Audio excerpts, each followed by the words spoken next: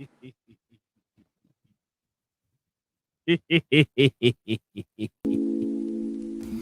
to the Podnas with Face, Pat, and Tiz.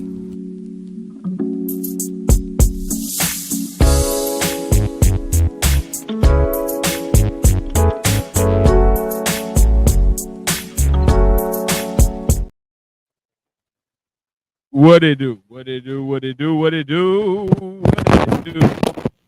I don't care about the static. What it do? Yeah. What's up, guys?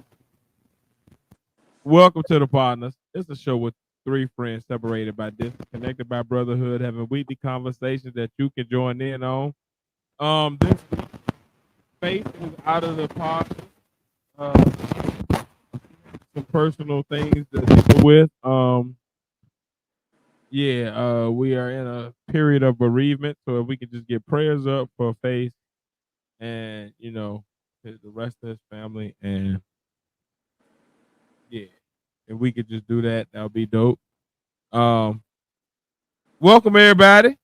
It's your boy Tiz, and I'm along with the other third of the partners is the Padawan here, and boy, I have survived the week. We all have survived the week.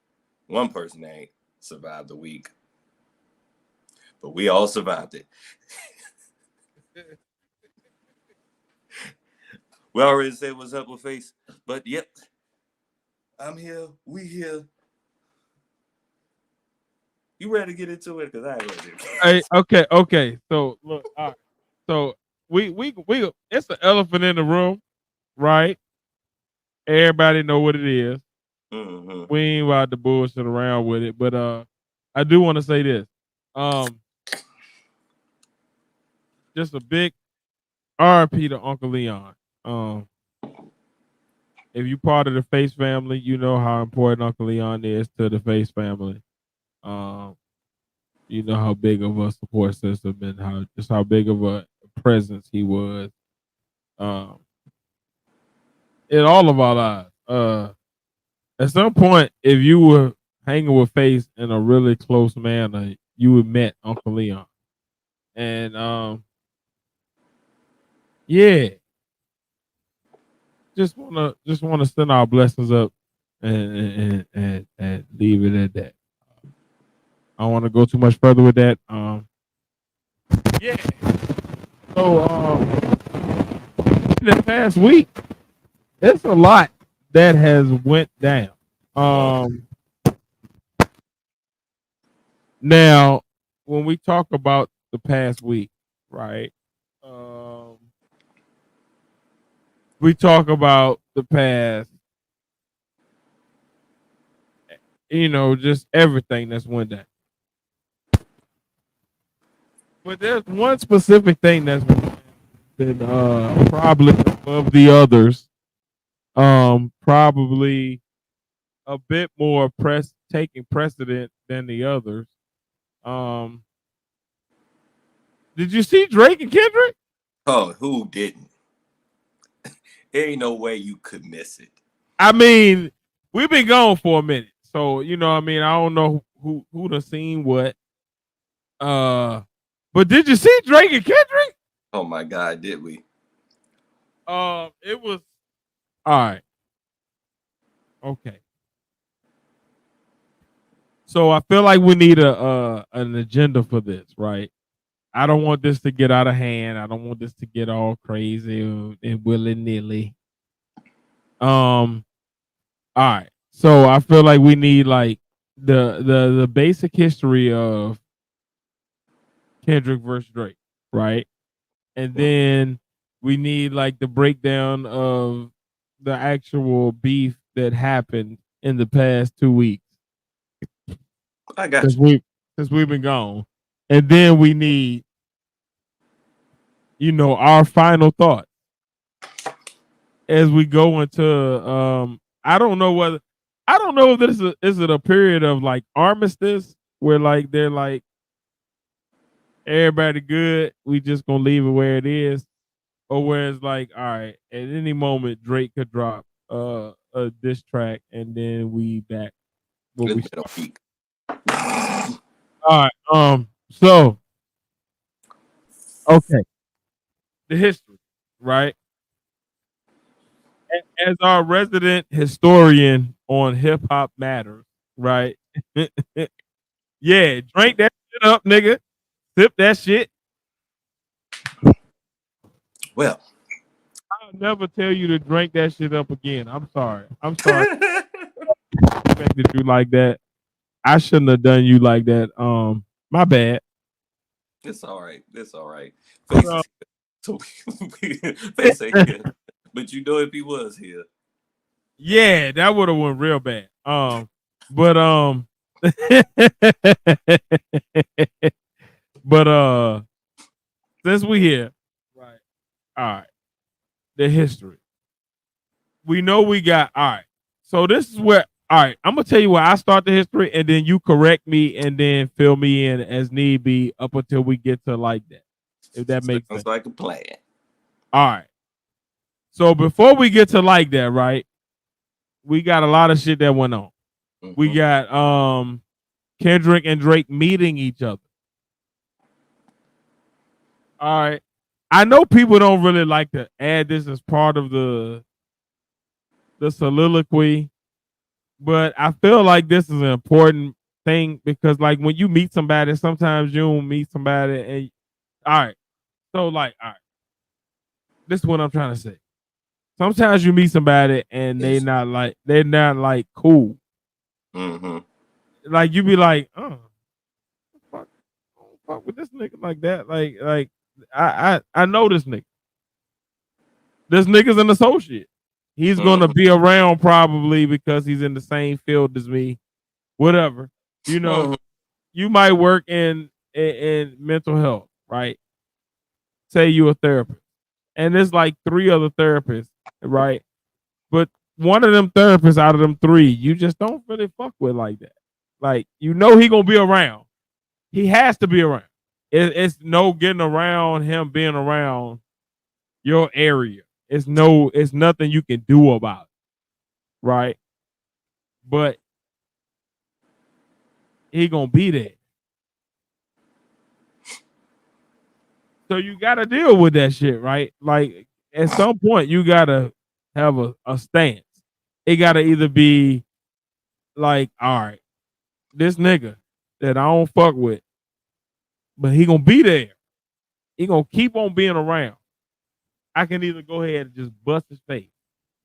I can fuck him up. Like, right? Like, I know what my hands do. Right? Like we talking real time. Like I ain't even about to like bullshit this around. Cause I feel like this is like a situation. I've never dealt with this situation exactly. But I understand the perception of the situation that's at hand. Right? So what we really got is I got these hands. Right? I come from wherever I come from. I got these hands. This is what I do. I fuck niggas up. I'm very proficient at doing this shit. That he is. Right? But I'm at a place where this other nigga that fuck niggas up too. Like he ain't no bitch nigga. Like this nigga that I'm facing ain't no bitch nigga. Like we ain't got to do.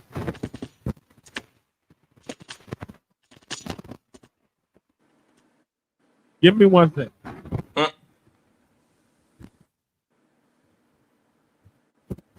God dang technical difficulties, whatnot. Why you got that second going? But it's been brewing for the past 15 years, as long as their career been going on. Daddy. Hold on.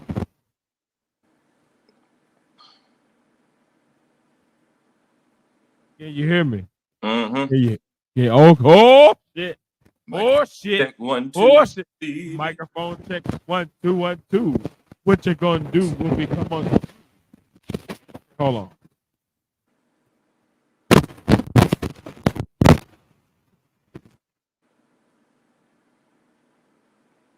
Flick it. Okay, I ain't gonna touch it no more. I feel like every time I touch it, I fuck it up a little bit more. Pause. I ain't gonna do you like say pause and just go by. Pause before I say this. It's always touchy when you talk about the microphone. All right. Yeah. What you said. Okay. But we still got to deal with what I'm talking about. All right, what I'm talking about. It's a lot of people that don't want to deal with this situation. Kendrick and Drake had a beef. We got records out of it. Mm-hmm.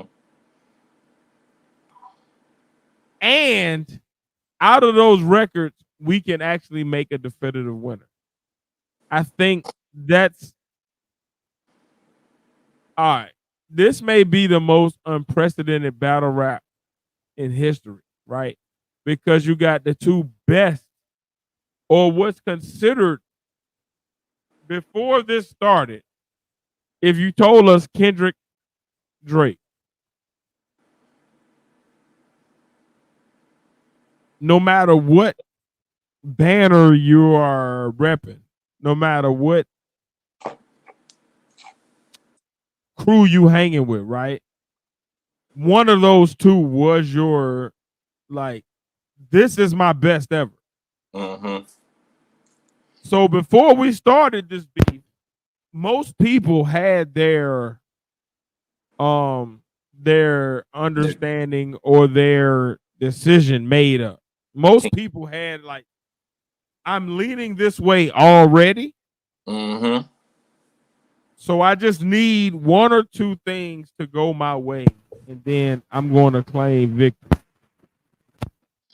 The reason I want to say that is because if you have Drake winning after this beat, this is going to be controversial. Tis take. I don't get mad at you. Right? If you have Drake winning after this beat, I understand and I will allow you that without any disrespect or slander from this side. That side. Yes, my side. Now I can't speak for Pat. I don't know what the fuck Pat about to do after this. All right. Now Pat is our resident hip hop guy. Hey everybody.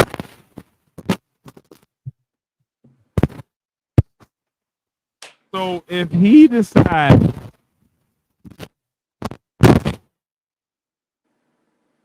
to act the ass, I just want you to know it's not representative of me in face. It's just Representative of hip hop in general. I'm Pat did what he did. Okay. Okay. So history. This is one of the biggest beefs in hip hop history. Hold on. First of all, let me not be rude. I'm sorry. I'm a rat tattoo it. Hold on. Give me 1 second. Pat. Mm-hmm. How are you? I am awesome. I know it's been a week. I'm blessed in the Lord. Yes. That nigga said, I'm blessed in the Lord. Yes. When a nigga say he blessed in the Lord, let me tell you what that means. I'm gonna be the real nigga translator for the night. I can see that going into this. I'm gonna be the one.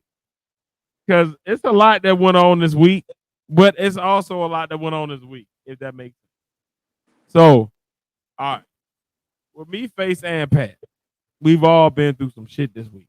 This been one of them weeks where like past 2, past 3. If you're going to be great, right? Or if you are going to put yourself in a situation where you can be great, right? All right. So what I mean by that is I can be great. I can do these things that make me do something that is abnormal or above average, right? I can also just be me. And because I am being me, I get the attention that greatness would then usually attract. And in doing so, I have now been attracting greatness. I've been pursuing greatness, or I've been exhibiting greatness, right? But it's because somebody else acknowledged me, not because I acknowledged myself. So it depends on where you're going with greatness, right? Mhm. But no matter what, hold on. I feel like every time I move, see, you know what? Hold on. It's funny you said all that about greatness because it goes along with this battle. Being yourself instead of being multiple people, being focused. Yeah. Yeah. Great.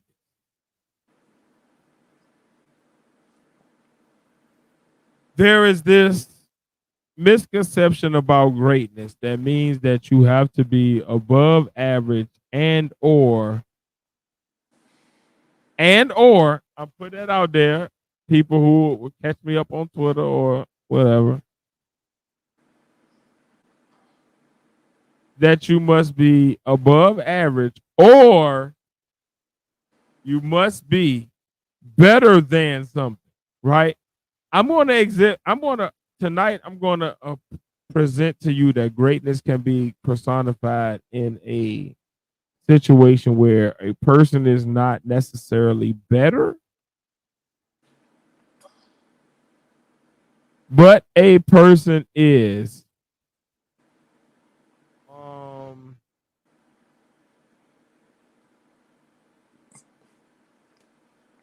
Stylistically,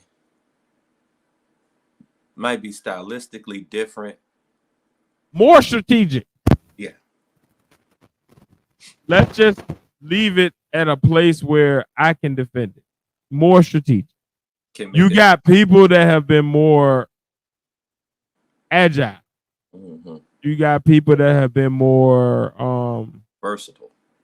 versatile. You got people that have been more they've had an ability to get to the lyrics quicker and more direct than other people. Mm-hmm. Right. So we're talking about hip hop beefs. So we're talking about everybody that's made a hip hop beat, right? So that means we got to put in hit them up. We're talking about straight off the very first line. Fuck your bitch. It's always right off the rip. Right off the rip. Line is always the most powerful line in the beef. The first and last. Well, right off the rip. You know what's happening, right? Mm-hmm. Now, that's a direct beef. That's a beef that came from this specific song.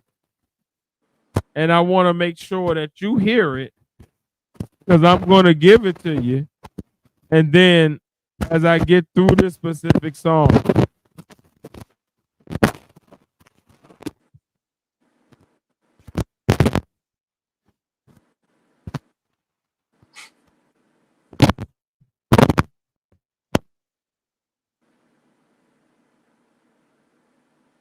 all right.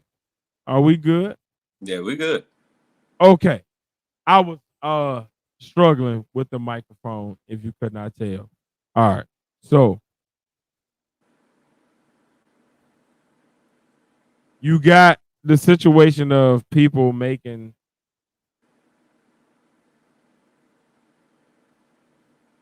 you feel like you gotten over because you made this beef, right? But then sometimes the beef comes back to bite you in the ass because this person has this angle on you that like no matter what you say, unless you address the angle directly, you're fucked over. But if you address the angle directly, you're fucked over. So he puts you in a paradox, right?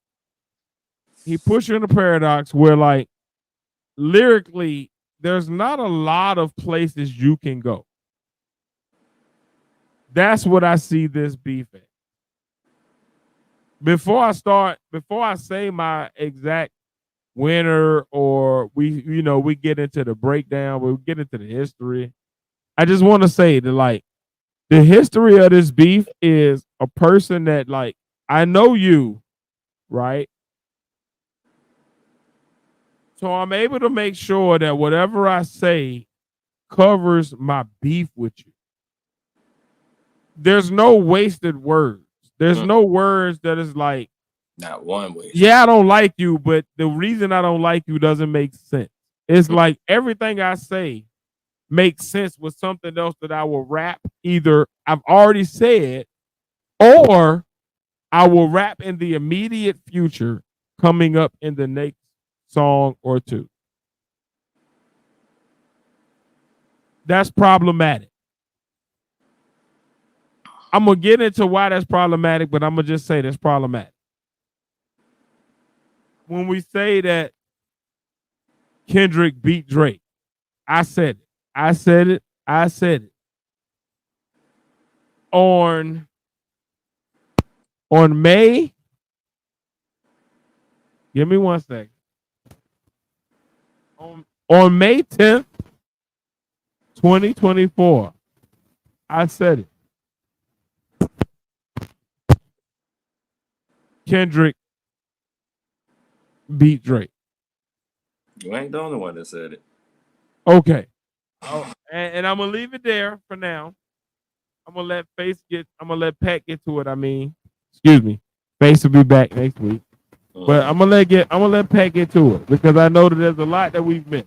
Like between me and Pat, I'm sure there's a lot that has wanted to be said, but has not been able to be said because we haven't been here. But we here now. Don't get scared now. Pat. 2 questions to you. First of all, can you recap the beef for us? Like, yes. Where did we start?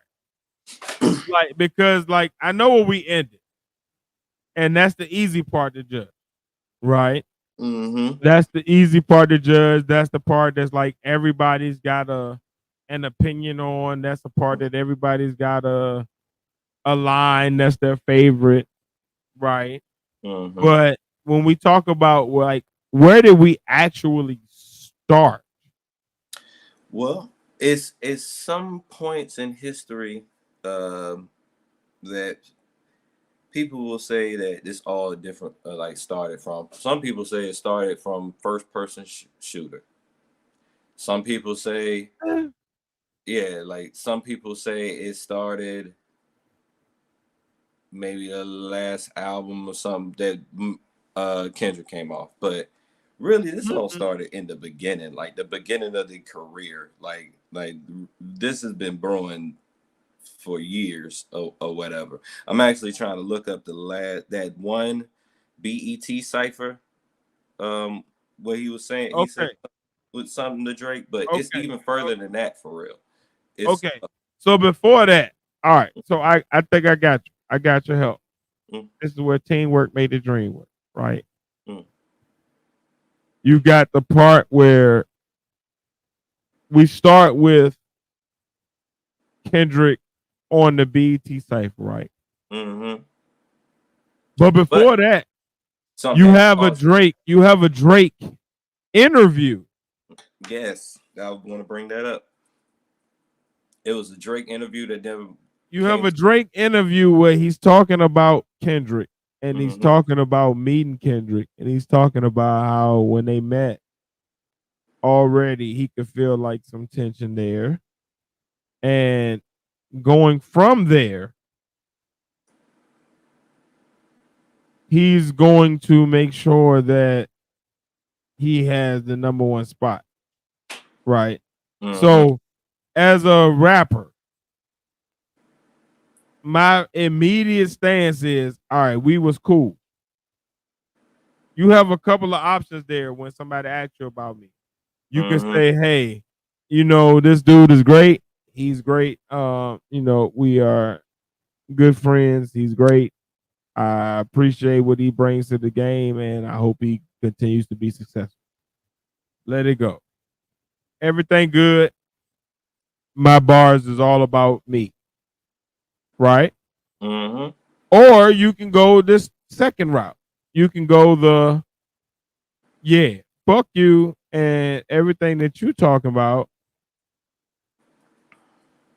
And now I have to respond to that, or I look like a bitch, right?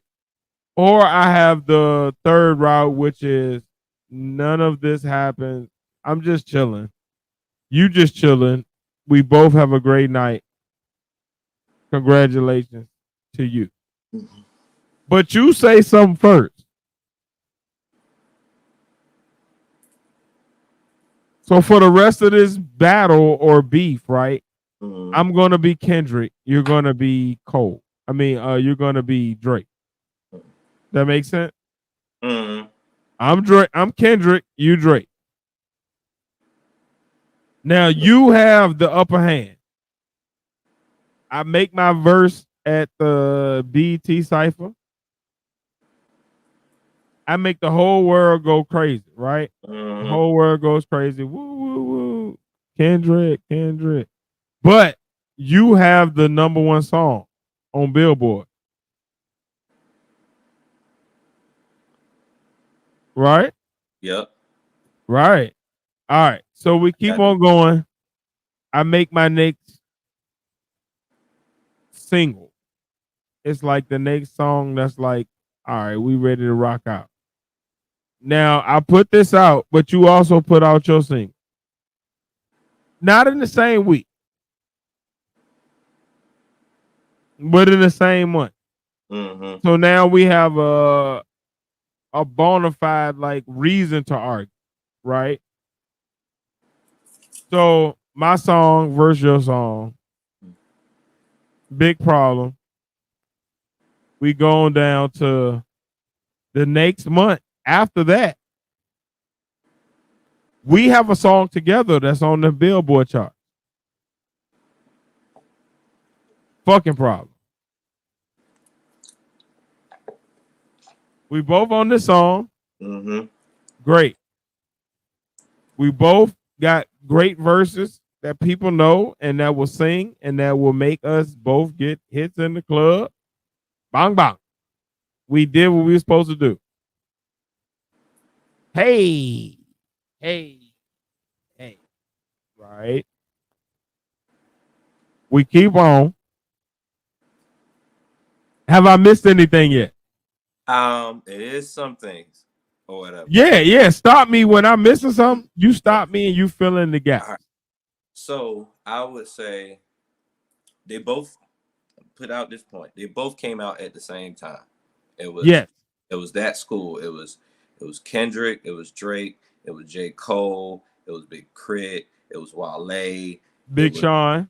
That was the next one I was going to say. Matter of fact, where's that Control verse? Everybody that he's mentioned in that Control verse. Tyler, the Creator, came out. I forgot about the Control verse. That's my bad. Mac Miller and everything. So they all came out around the same time. Drake signed with Lil Wayne. Lil Wayne was the hottest thing out, period, at the time. He pretty much fathered all of the music that era between him and Kanye. They followed that era when Drake and Kendrick first came in. Pretty much. Then, Drake, he gets cool with Jay Prince's son, Jay Prince Jr. They hook up with Birdman. Now he got some kind of deal in between with Young Money, Cash Money, and goddamn whatever Jay Prince set together. You know what I'm saying? I'm not up in that high pay grade of the hip hop industry to know exactly what their deal is. And I'm pretty sure you can't be just any old humbug person to know that, but that's how it is. Okay. Right. So you got They're I'm blow, with you so far. yeah, they're blowing up so far that Kendrick came out and Drake came out with a debut album. He's actually on Kendrick's first album, Poetic Justice. He actually they came out at the same time, but the machine is behind Drake way sooner than Kendrick. So he actually put Kendrick on tour with him on one time with I believe him and ASAP Rocky, if I'm not mistaken. But anyway, that brought him out, got more, you know, everybody sharing fans pretty much or whatever. Around that time, I believe it was that interview you had with Max Kellerman and Marcellus Wiley or whatever. It was like Yep. it was described that Drake had some type of jealousy. I mean, they might have been at the same point or whatever, but he's looking at Kendrick like, "You're my little nigga, man. You're not. You know what I'm saying? You're not even at the level right now. Like, you should give me some type of like he wants that like bow down respect, pretty much. Like, I'm the top dog, even though you're under top dog, pretty much, or whatever. But Yep. but the machine didn't approve of that interview or whatever. So that interview never saw the sight of day because Drake was basically saying that he wasn't going to host a award show. I think it was an ESPN award show if they brought that out. Um, and I think, as a matter of fact, I remember him actually doing that award show or whatever. So Marcellus Wiley said, I didn't even know he DJ'd for so many people. He DJ'd for a lot of people from what he was saying, like Busta Rhymes, all down the list. But it's I believe he actually talked to Top Dog about the interview, and they were like, "All right, bro, I got you. Believe it. Ooh, thanks for letting us know or whatever." Like he just like we're gonna just take note of it, pretty much Right. or whatever. So um, when that happened, I believe that was around the time of the BET cipher, and that um, that's when he brought out that verse where he said he put the sensitive rapper back in the pajama clothes. Matter of fact, I know. I think actually Control verse came out. Yeah, the Control verse came out before the Uh, BET fight or whatever. BT Cypher was first. Yeah. BT Cypher. So in the history of this beef, Mm, you got as far as the major monuments that I remember, mm-hmm, right? You got them initially coming out, both rappers individually. You got the interview where Drake was like, "Hey, I met this dude backstage, and he was kind of like, liking my stuff." Da da da. Then Kendrick was like, "Yeah, nah, that didn't ever happen." And then he kind of fired off on wax. mm-hmm. And then Drake subliminally did it like maybe 4 or 5 more times. And then Kendrick did it again. And then you get the point where you get Drake dissing Kendrick on the first person shooter, Mm-hmm. right? And you get him kind of say dissing. Really, what happened on first person shooter was more like, hey, we the three everybody saying is the hottest. However y'all want to take it, we can take it, but we are the three niggas. So technically you could say that like Kendrick never got dissed Yeah. No, he. before like that. Yeah. But you can also say that Kendrick did get this because like you're including me in this big three. I never asked to be part of your clique, first of Mm-hmm, all. Second of all, I feel like I'm better than y'all. So mm-hmm. for y'all to include me in this like conglomerate of niggas that's rapping, like what do you mean? Like, no, I'm better than you. I'm Uh, gonna come back with this like that. And I appreciate the, shout out. That's what's mm. up. But fuck y'all niggas. I looked it up. So the Control verse actually came out in August. The BET cipher came out in October of 2013. Okay So then. so Okay then. when the What you Control said verse, is what you said. yep. So when the Control verse came out and he named all those people, most of those people on that list took it as a big up, like thanks, I appreciate it. But Drake, being that he's been the starter, he's been The has pajama clothes. ego. Yeah, he's been he has Ha ego. ha. Jokes on you. He has I'm this ego bulletproof. about him. And he's feeling like uh he's feeling more threatened by that verse than anything. You know what I'm saying, to other people. But some other people just look at it as a show of sportsmanship, pretty much. But he's taking it in a different way, pretty much, because his ego's in the way. So that's probably around in between that time. That's probably when that interview came out. And then Kendrick found out about it. And then the BET Cypher came out. And he said he was in pajama clothes. And it just been brewing. And in between, in some of these songs throughout the years, it's been subtle jabs, subliminal jabs from time to time. Like it's certain, man, they even say certain songs on Mr. Morale was a jab. It was like certain verses on Mr. Morale. It was like they say he still might have been talking about Drake on the low.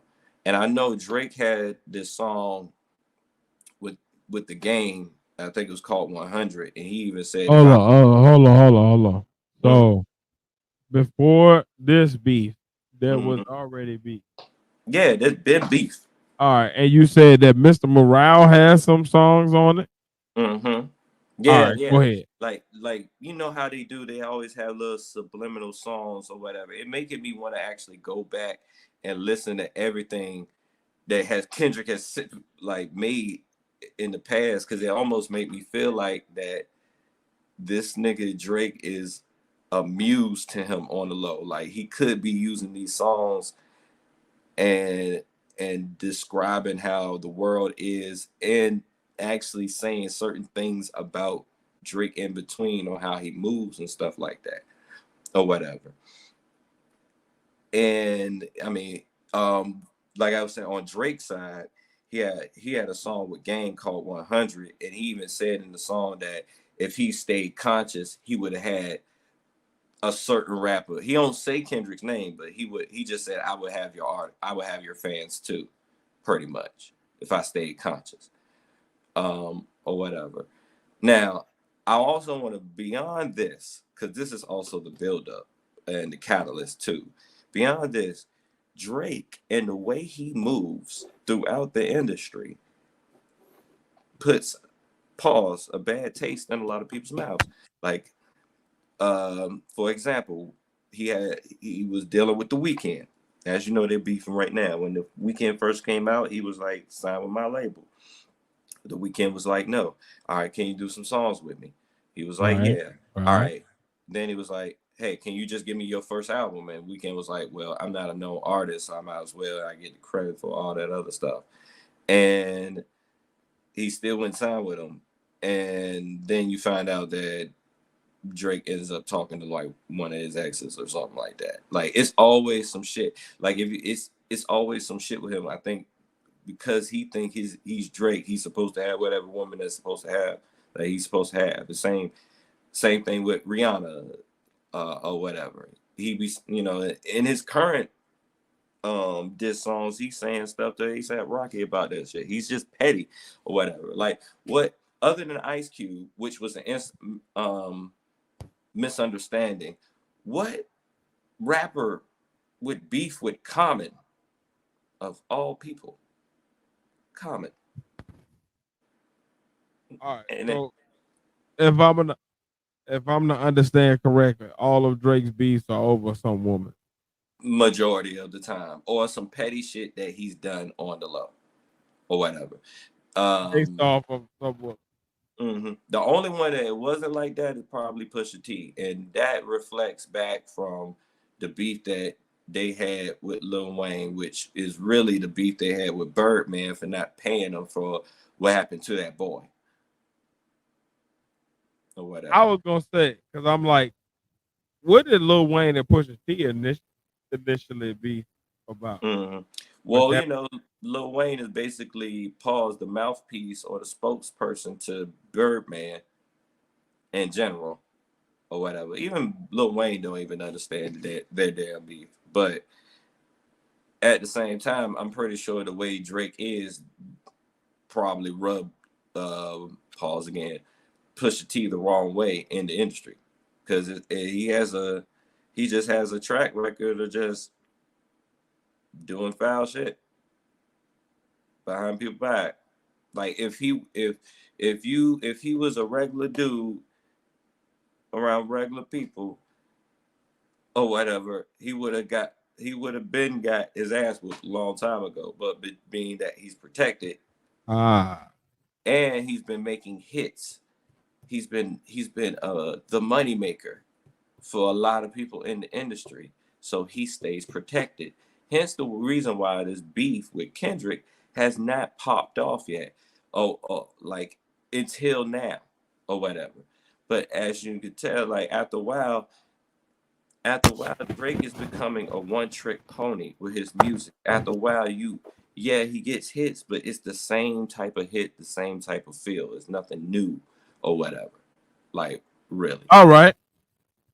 whatever. So I mean, So he's gonna have the same basic fans and everything, and just off of the hits, and just being that he's been basically the industry's new Michael Jackson for as far as making hits pop wise, whatever. Not only does he have rap fans, he has he has fans beyond rap. And that's the other understood. problem or whatever. Understood. So All now right. we get to this point or whatever. Now in the background, we also have another challenger in the background, J. Cole, and he's just been gradually over the years Right. just Right. being himself and moving up pretty much. He don't even really know there's a beef going on. He's just like, hey, I'm just trying to keep up with these guys or whatever. He's the even medium in between Drake and Kendrick, pretty much.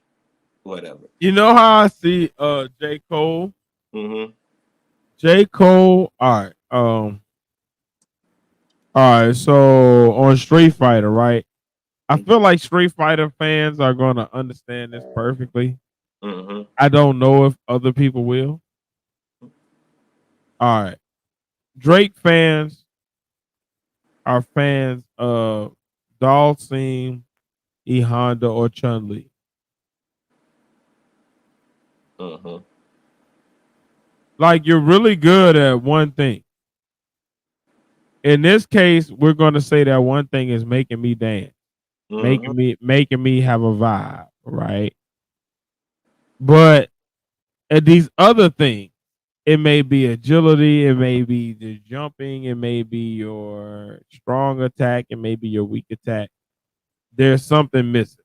But Mm-hmm. this particular move will fuck me up Every if single I time. get caught up in it. Mm-hmm. All right.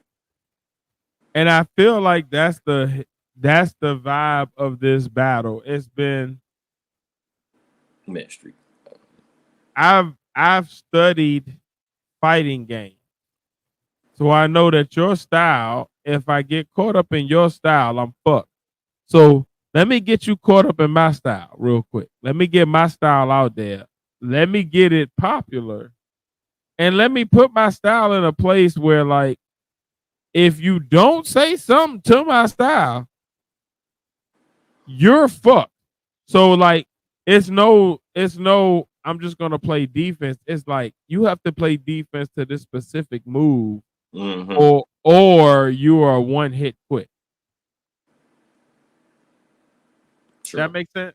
True. And I feel like that's been the story of this battle. It's been like a fighting game. It's been like I'm playing with the unpopular character. I'm playing with Dawson, right? Now, if I hit you with this angle, you're fucked. Because if you don't defend against this angle, I'm gonna win. It's no way around this. It's your life bar is depleted. But also, I'm coming at you with this angle. So you have all of the chances to defend against it, to defeat it, to knock it down, and then do something else, and then like hit me with a 100 hand slap or whatever the names of the moves are, you know, Street Fighter shit. But you got to do that. And I feel like that was the story of this battle. It was like, who can get to their special move first and make the other one have to defend against it. And I feel like this. I feel like. What? Oh, go ahead. Go ahead. Go ahead. I feel like in that analogy, I kind of feel like Drake might have did his super special moves too early, or whatever, trying to finish it real quick. Pretty much, he was just trying to. He had the one up. He had the one up on it. His bars was already charged up and everything, or whatever. And you know how like you have the auxiliary character you could switch out pretty much or use as a counter, pretty much, or whatever. Yep. At first, it was a lot of those that he had to get through, and he was using all his bar. Like Kendrick, it seemed like Kendrick was there, but his auxiliary character came out, and he'll get shot. Like Metro Boomin will come out and take the hit, or Rick Ross will come out and take the hit, and while he's charging up, pretty much. And then once he get a chance, he'll get a couple of jabs in, this, then the third, and then just to charge up his power, and then he hits you with the special, pretty much. All right. So what I would say is this is the 1-2 punch that Kendrick had that Drake just suffered from, right? Kendrick had, for one, it's an unknown challenger. We've heard J. Cole on tracks that were not diss tracks at all, but they were of the type of vibe where we heard him expressing his ability to battle, if that makes sense. It wasn't a battle track. It's not like this song was like, oh, we trying to fight nobody. It was just like, if somebody did want to fight, this is what I'm bringing. Nigga did a kata. I still say today, the verse of the year for 2023 was J. Cole on that Secret Recipe track with Lil Yachty. I fast forward Lil Yachty's part every fucking time and go straight to the J. Cole's verse or whatever, because that nigga went surgical on that damn beat, just on the humbug out the blue, pretty much, or whatever. But he got caught up in some shit that he didn't even know what was going on, for real. Man, he just like, oh shoot, one of the biggest. He's in there as the friendly guy that has respect for both guys, pretty much, and he don't even know that it's a real beef going on because both these guys been nice to me. You know what I mean, or whatever. So he gets the call from Drake or whatever that, hey, I'm doing this song or whatever to express how we are the top guys and this, that, and the third. And I even think that Kendrick also received an email or a call from himself or whatever. I really believe that if he did, Drake was feeling that the walls were closing in and he needs the help of the strongest guys in the industry to box off the rest of these niggas that he's been having problems with, pretty much. Also, but Kendrick is looking at this like, nigga, we've been having problems for the past whole career. There's some certain things that I want to address before we even think about like doing any type of business, not music, just business first. You know what I'm saying? Or whatever. So fast forward, let's just go to the first person shooter come out. In the first person shooter, Cole went the fuck in. He basically said, hey, I'm better than all y'all. I've been on a run. I'm better than all y'all. I'm better than the nigga on this song, for real. That's why he's just letting me go, pretty much. He said these people come to him up. He feel like he got a job in IT And I feel like Muhammad Ali, that he even said on the song, he said on that Secret Recipe and on First Person Shooter, he had a line where he said niggas is stepping, or niggas is big steppers and stuff like that. And he probably trying to get Kendrick to come out. Not like on some battle shit, but hey man, we on a run, man. I want you we've started this off, let's run this together or whatever. But Kendrick ain't been taking it that way. Meanwhile, Drake has been having beef with Metro Boomin. He don't necessarily have a beef with Future, but Future is on every track on Metro Boomin saying, if Metro don't trust you, I'ma shoot you. Pretty much. The beef with Metro Boomin, they say they can't even put out public because both of them would look bad or whatever. But majority of the people saying that Drake probably messed around with his girl. Same thing with the Rick Ross thing. Rick Ross, I think he don't even have like a verse on Metro Boomin and Future new album or whatever where he's even saying anything to Drake. But the simple fact that you're on this album or whatever, this nigga go ahead and invites the girl that Rick Ross was messing with over to his concert, pretty much.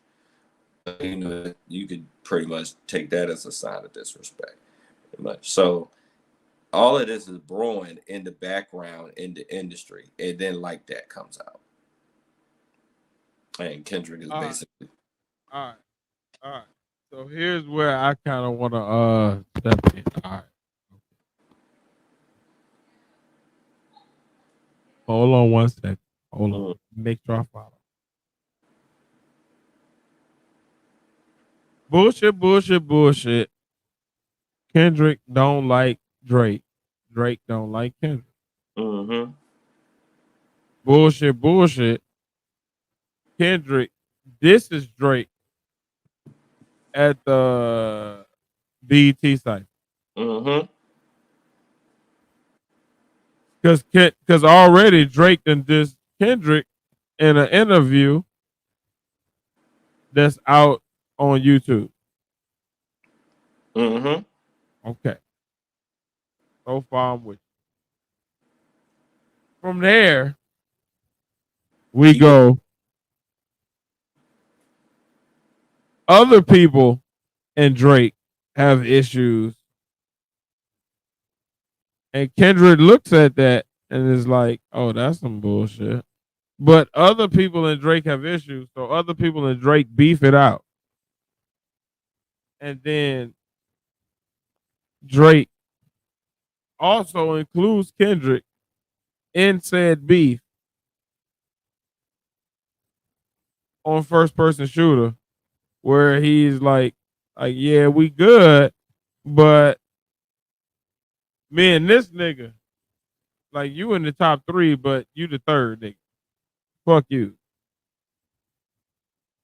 Then Kendrick decides to respond with like that.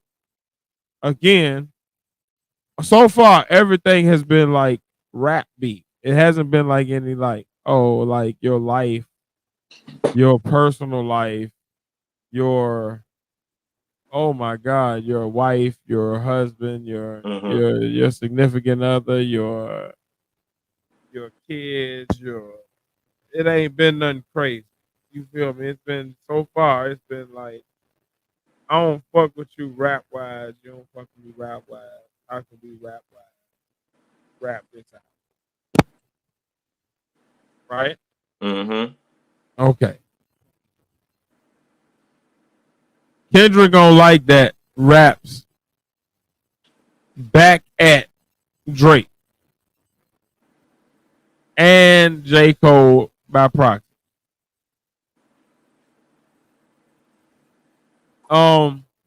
Kendrick gonna like that.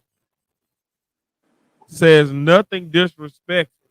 Like I don't know nothing on like that after looking at the lyrics that I would say is like, okay, I'm fucking with your family life or like your ability to be a parent or your ability to be a husband or your ability to be a son or father.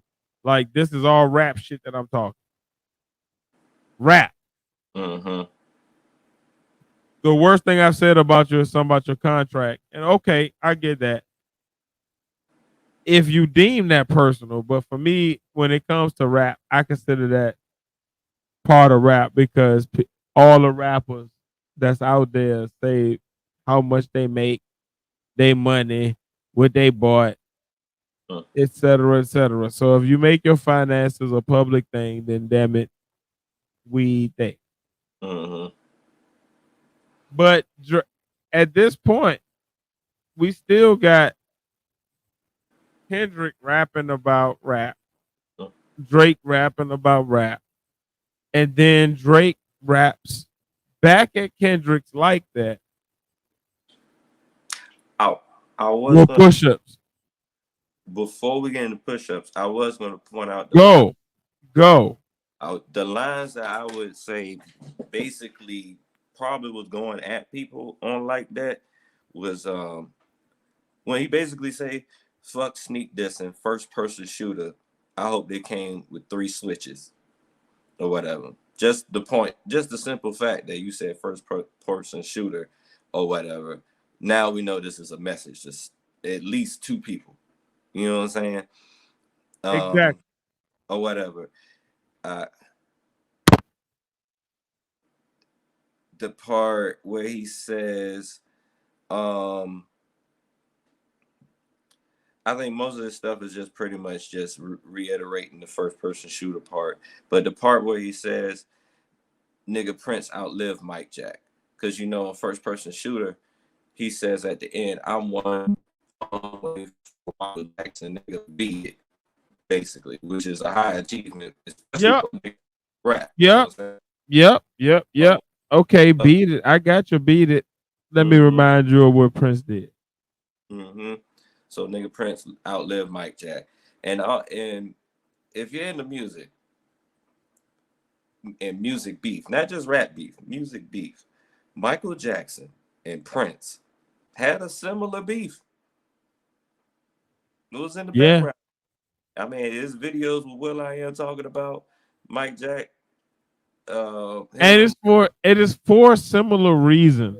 I yes, think. All right. So the weirdest part is when you look at this beef, it's like the reverse because of the color complexion that they both started in when they started their beef.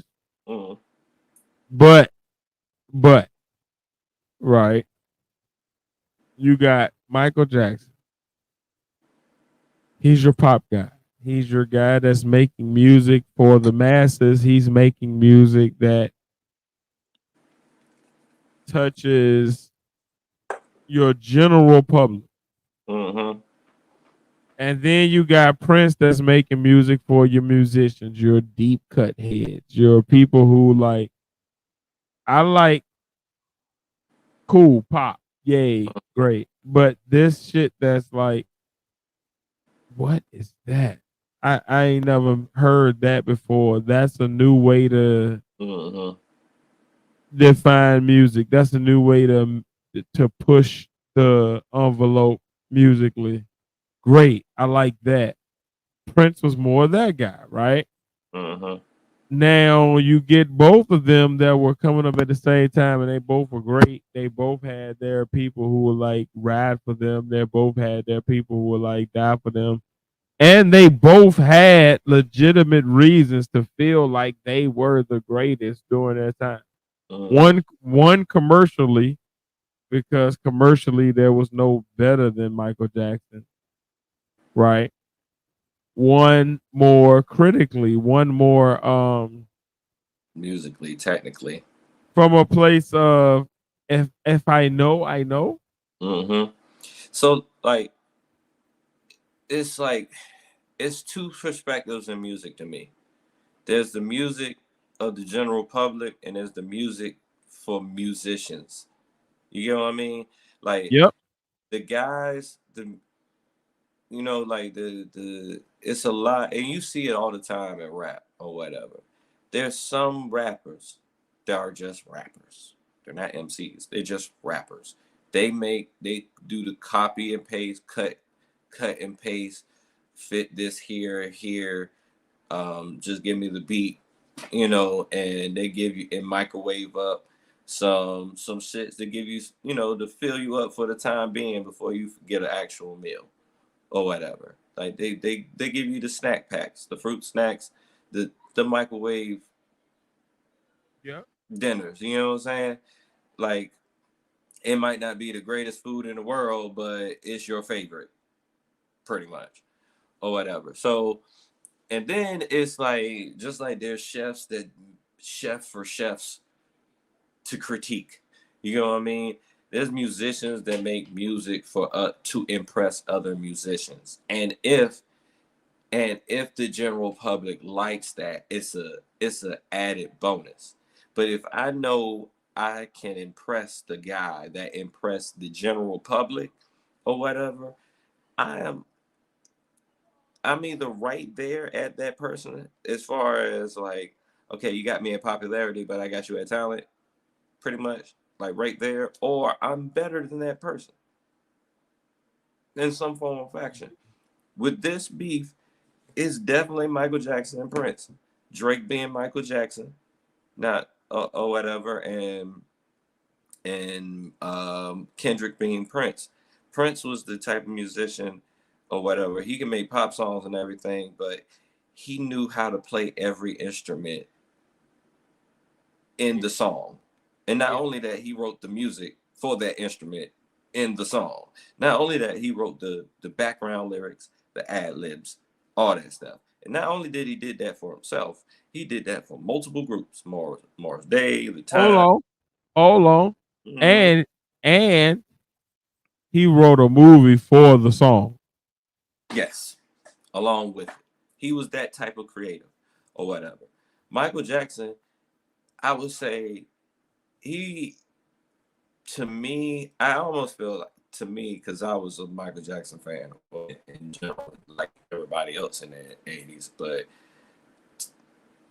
I would say the comparison to Drake might be a little bit of a diss too, because I mean, back then you did still have to do more, but if we were to compare it to anybody as far as popularity wise and ability to use the machine and the industry to its favor, that's the closest you could get to describing Drake in this comparison, pretty much. So it's basically style versus popularity, which has always been majority of beefs in rap, pretty much.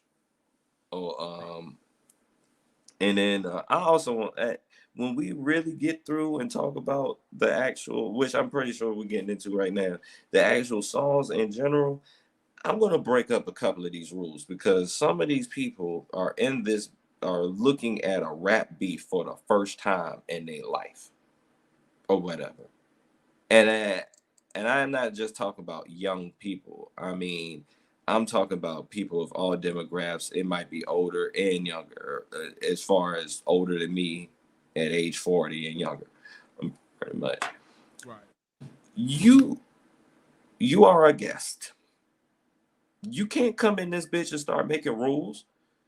Nigga, you can't go into the Super Bowl and just because the goddamn game, your team is not winning, you can't go in there and tell the referee your new rules for the game. It don't work like that. And even if you do try to skew it off of public opinion and social media and this, that, and the third, it ain't but so far social media can do against art. And I don't just leave it at that. But yeah, like I said, those were the main. Well, also at the end, it ain't no big three. It's just big me. And that pretty much just straight up says, hey, I'm better than both of y'all or whatever. Then he responds with push up, Drake. Right. Okay. So like that for me was like, all right, I wanted something to happen after first person shooter, right? Like, I felt like after that, some gotta go. Mm-hmm. Base. Before we get any further, right? Um, do you like first person shooter? Basic questions. Yes. Um, I too enjoyed that song. Like that. Do you like that? Very much so. And I I think this is where we start to get into the problem for Drake before we even get into the problem for Drake, right? mm-hmm. Um, so you got first person shooter, like it. Good song. Liked it before I heard anything from Kendrick. But did feel like it was paramount for Kendrick to say something to that record. You got the two biggest people other than yourself on a track together that also goes big. That is on the one of the bigger albums of the year. You gotta say something. Mm-hmm. Eh, We not about to play this game. Yeah, you gotta say something to address it. Now, Plus we haven't heard from you in forever, which is usually the case with Kendrick. 100, 100. Now, like that. We get like that. Everybody goes crazy. Why did we go crazy? Not because the verse was particularly like intricate. It wasn't like one of those verses where like you pick it apart and be like, it's 17 different meanings to this one. No, it was more like it was the first time we heard Kendrick for one. It was the first time we heard Kendrick do two things. For one, directly address a diss that had been levied upon him. Mm-hmm. We've heard subliminals from him, Drake, J. Cole, um, ASAP, Future. We've heard a bunch of subliminals, but like I think what's special about this beef is it started to get very direct, very quick. If that makes sense. So you got like that. Kendrick is going in, and it's very clear who he's talking about. It's one of them verses where like you can play like you don't know who he's talking about. I'm confused. Or you can be a real rap fan and be like, it's very obvious. Like this Mm-hmm. isn't like we're past the subliminal stage. He heard what J. Cole and Drake said on first person shooter, and he's responding. We know what this is, Mm-hmm. right? Great, beautiful. And it's on a bop. So like when you're listening to like that, right? You're listening to a future hit. We know how future hits go at the club. Mm-hmm. So like at the strip club, this verse is being played. At the regular club, this verse is being played. At Mm-hmm. the at your crib, as you're getting ready to go out, this verse is being played. Like we at one of them stages, like he got one. Kendrick got one of them hits, right? Yeah. Okay, great, great. We got to like that verse, and then out of nowhere, we get random McRandom, Rick Ross. All right, Rose, thank you. Um, we like Rose verse. It's a good verse. Yeah. But Good. I feel like because we didn't ask for that specifically, Mm-hmm. it kind of like it comes and goes. Like it came when it was here, it was like, oh shit, Rose got probably the best this verse out right now. And then it was gone. Why was it gone? Whole nother beat. Ain't got shit to do with nothing we talking about. Here come Chris Brown and Quavo. Chris At Brown this, represented. I'm on for that. yo, I want to just let y'all know. And then I want to say one thing also to the yes, rest sir. outside of Virginia. Leave us alone. Leave We Virginia. be telling people leave Eat. us the fuck alone. We be telling people to We're leave us. not No, right. We're but not this the thing though. it. But this the thing though. No, don't leave us alone. Let us keep fucking y'all up. But we Okay. told y'all leave us alone. I'm trying to give We you. told y'all most Virginia niggas, we lead with, hey, how you doing? Mm-hmm. We're cordial. Very. I would rather you not bother me. If Mm-hmm. you could go about that, I'm gonna try my best to not bother you. It's gonna be respect. But when you do bother me, understand I'm gonna bother in a way back that you ain't gonna like. And All now somebody hurt. surprisingly, all of us can rap in Virginia. Yeah. It seems it's been the main consensus. All of us. I just quick thing marks on that. Chris Brown came in as a rapper. As an R&B singer, he knew that in a battle rap, I can't sing. It's battle rap. I'm gonna rap this nigga up. Quavo came in, I'm gonna make a hit. Cause that's how he thinks. I'm gonna make a hit out of a diss record. No, we're not. And a lot of times, how to say, in a battle, you need to be focused on war and the battle. You don't need to be focused on I'm gonna make these bitches twerk, I'm gonna do all this other stuff. Cause it's gonna come off weak. Because at the same time, like hardcore lyrics do not work in a club song majority of the time. Like the hardest You of know what the hardcore problem is? rap is, it does not work pretty much. So you need to come in focus on just a lot of times all you need to do, just like Chris Brown, is do a verse. Don't be trying to do too much, do extra or whatever, because that's not what the listener is trying to listen for. They're trying to listen for a response majority of the time, not to shake your ass. This same situation will come up further in the battle. I just wanted to express that. But the simple fact is, even the R&B nigga know, hey, I shouldn't sing, I should rap in a battle. But you know what it is though? When it comes to a battle, Hmm? it's never about what is truly said or what is done. It's about what is felt.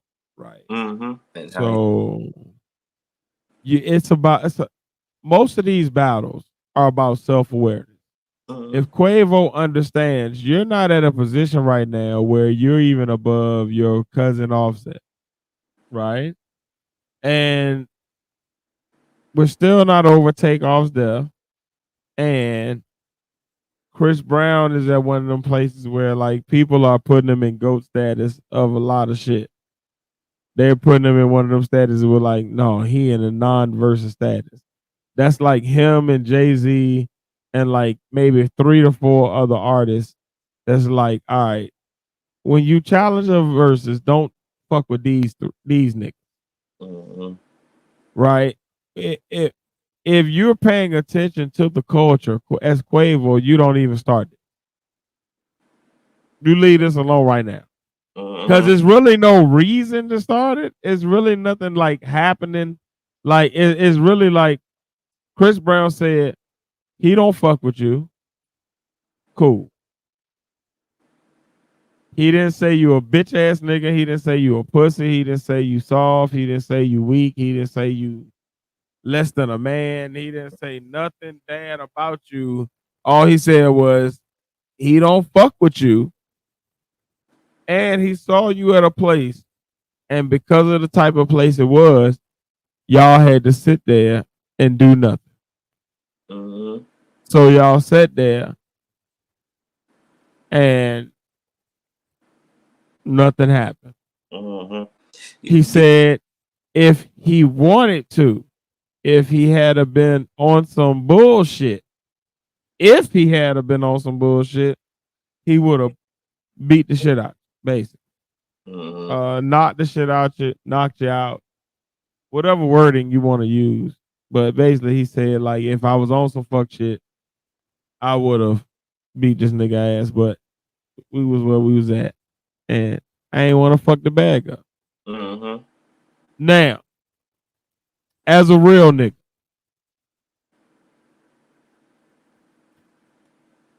if I hear these words,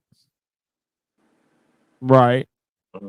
I got a few ways I can go with this. I can go with this the way of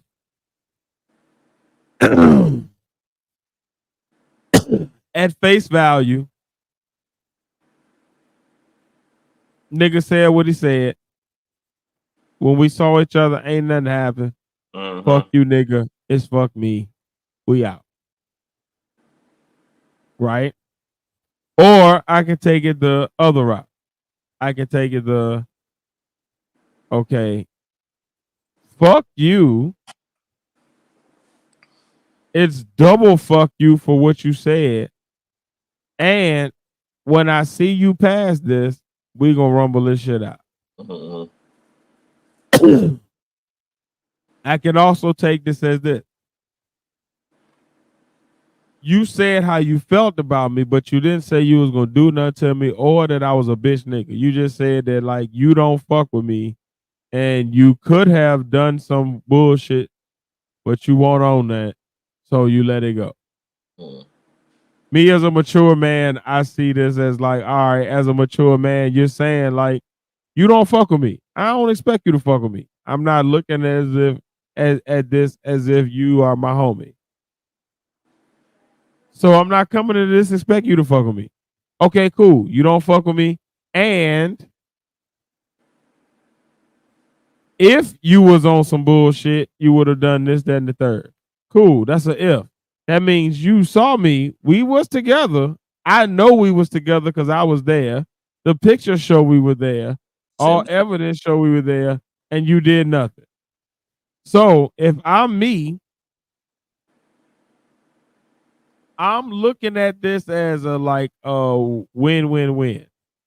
On the one hand, I'm a win because nobody called me a bitch nigga. Nobody made me out to be a bitch nigga. Nobody got evidence for me that I did some fugazi shit, right? Mm-hmm. But for two, I'm able to now say if I want to, I was beside this nigga that supposedly don't like me. He ain't do shit. Fuck this nigga, Mm-hmm. right? Or for three, I can leave it where it's at and just be like, man, this nigga don't fuck with each other. He said he don't fuck with me, but he ain't do nothing. I said I don't fuck with him, but I ain't do nothing. Show you that we two men in hip hop, everything good, right? Mm-hmm. Neither one of them did that. Them niggas kept going. Um, at this point, I feel like they start talking back on Twitter and Instagram, and that's the problem I got. With Quavo and Chris Brown. I'm gonna get right back to the Drake shit. Trust me. I promise. I'm on that ass. But with this particular beef with Drake and Chris, Quavo, I feel like it's more just like they need to leave each other alone. Mm-hmm. I don't see this. I don't see that one going to like it's gonna be no more diss songs. I feel like it's gonna be like, well, when we see each other, we see each other, and we gonna handle it. And for either I of them, I I feel like don't see that being a positive way to handle. I feel that's the way you should treat it with Chris Brown in general. That nigga is not a normal R&B singer. He on one, and y'all just need to leave him alone. Just like the rest of Virginia, y'all just need, as far as the rap stuff, just leave us alone. Um, same with the other person that Drake this, Pusha T, because that was a loss. All That right, so this is where that's we go with that. You segue perfect, right? mm, Pusha T was a loss, but in Virginia in general, we fight.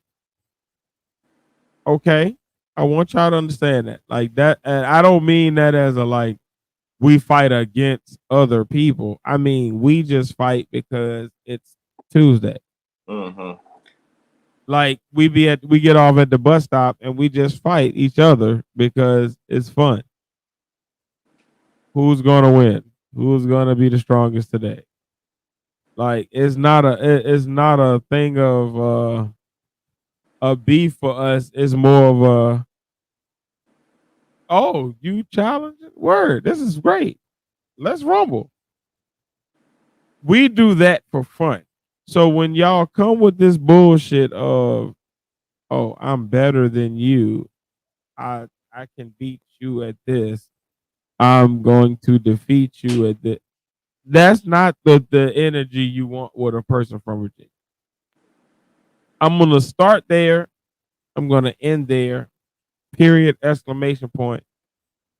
Because that's important to say. Because when you deal with a lot of these beefs that you're talking about, outside of the Drake and Kendrick, when you deal with Pusha T and Drake, that's what you're dealing with. You're dealing with Pusha T, a person that's like coming from Virginia and like, look, well, then let's fight it. I don't really, I ain't really necessarily pressed about whether or not we fight, but I like it. It's fun. Let's go ahead and do it then. This is what we did back home because we were happy. So if I'm pissed off and I'm in a bad mood, then you definitely about to catch this work. You feel me? Mm-hmm. So like, I think that's where we start. I think also you get to a point with Drake and Kendrick at where let's be honest. Mm. When we look at Drake and Kendrick, you got a Two beef different people. of I said I'm the best. You said you're better than me. Cool. Got you. Heard you. Let me prove you wrong. I All then come out with control, and then it's oh, hold on. Well, I've been not liked you, and he was, this that. Oh, you've been so you've been not fucking with me, but you're not gonna rap at me. You're gonna drop these subliminal verses. Cool, that's cool. I'm gonna drop some subliminals at you then too. Cool, cool, cool, cool. But where is the get your ass outside, nigga? Say this shit to me. Say what you want to say. Oh, first person shooter. Oh, we doing this now. We doing this now. Cool. Let me give you this like that. Now, oh, like that, I done hit you with some jabs. But I didn't say nothing disrespectful. This is where we get to the problem. Mm-hmm. The whole bitter beer face of this whole beef starts right here. Drake comes in with push-ups. Also in the timeline, in between time, J. Cole did drop an album. I like the album. It was a fire album, and he put out that 7-minute drill, which was a diss to Kendrick. That was what was that? I'm trying to keep with the timeline now. Like that dropped March 22nd. April 5th is when J. Cole came out with Might Delete Later and his 7-minute drill diss. Um, April 7th, that's when he apologized on tour. Uh, and they say in between time, Schoolboy Q hit him up and be like, you might not want to be a part of this. This is not because I know how J. Cole is. J. Cole is like, oh no, I'm gonna contend. You know what I'm saying? I'm trying to be the top nigga. If y'all just do it, then it's just gonna outshine my shit. I'm about to drop my shit this year, so I'm gonna say what I got to say, right? Then Schoolboy Q hit him up like, look, man, Kendrick does not really like Drake. This is not one of them beefs. It's about to get real. So then he decides the executive decision to go ahead and apologize to Kendrick or whatever, which I really think is sincere because you can even hear in that rap that he didn't really want to rap against Kendrick because they're cool or whatever. And like He I said, didn't want to rap against Kendrick because they're cool. He also didn't want to rap against Kendrick because that wasn't his mission. no, it wasn't at His all. mission was to prove he's the better rapper out of the world. His Period. mission wasn't to like go on a crusade like Drake was against Kendrick specifically.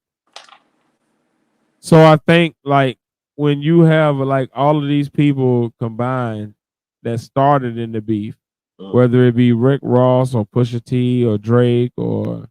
Kendrick or whoever else, you got to look at it like who wants to be in the beef and who wants to be just a great artist. I When you get feel. a person like J. Cole, I think he wants to be the number one artist in the world. Hmm. I don't get a feeling from him like he's looking to specifically Destroy. beef with another rapper. Hmm. Like he wants to just collaborate with every rapper and prove by collaborating that he's the best.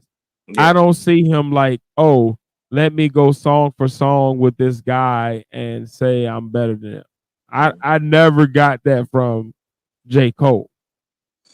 I think when after that apology, everybody in the industry just cleared the way and just let people breathe or whatever. They just cleared up and it's like those disses before with Rick Ross and all that other stuff.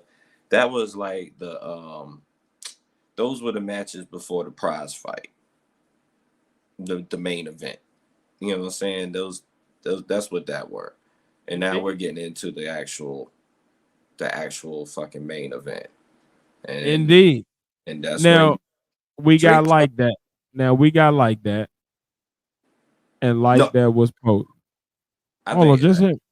Okay, go I ahead. was saying once Go ahead. fucking like April 13th when push-ups dropped, I think that was the like that was the promo. Like that was like the promo Like that that was the spark. yeah, like The you the initial embers mhm. were like Rick Ross and like the J. Cole.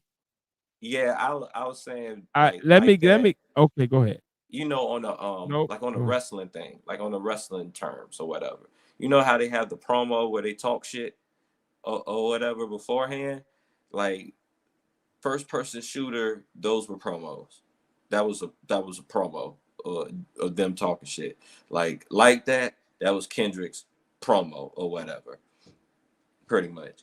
I think everything else was like just a little exhibition matches for the main event.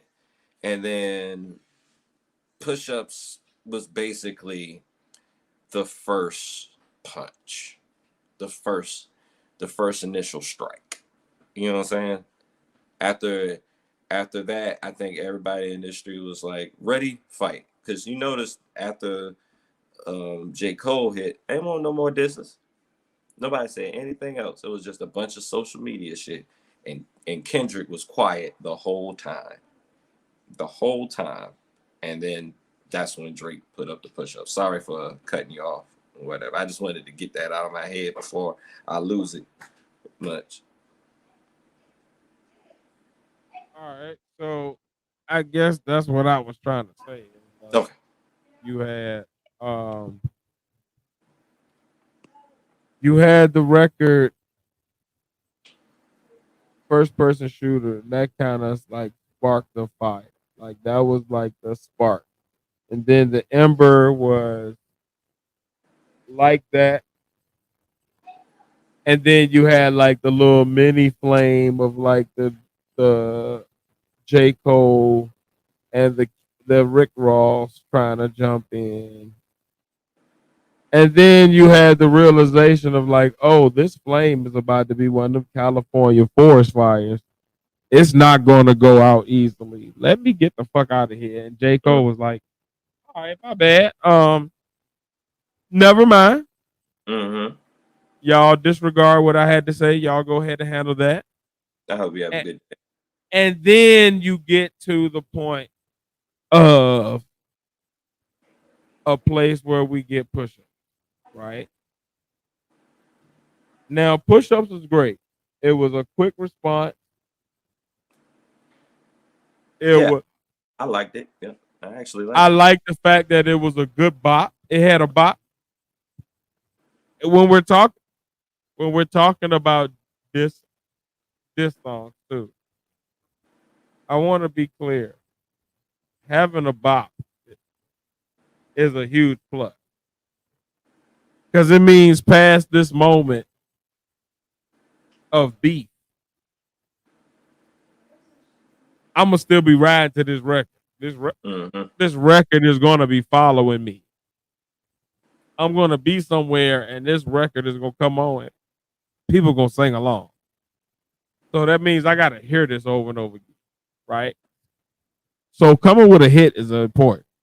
So we got the first hit of this. Well, the second hit of it. The first hit is like that. First person shooter is a good rapper type of record where it's like it's bars.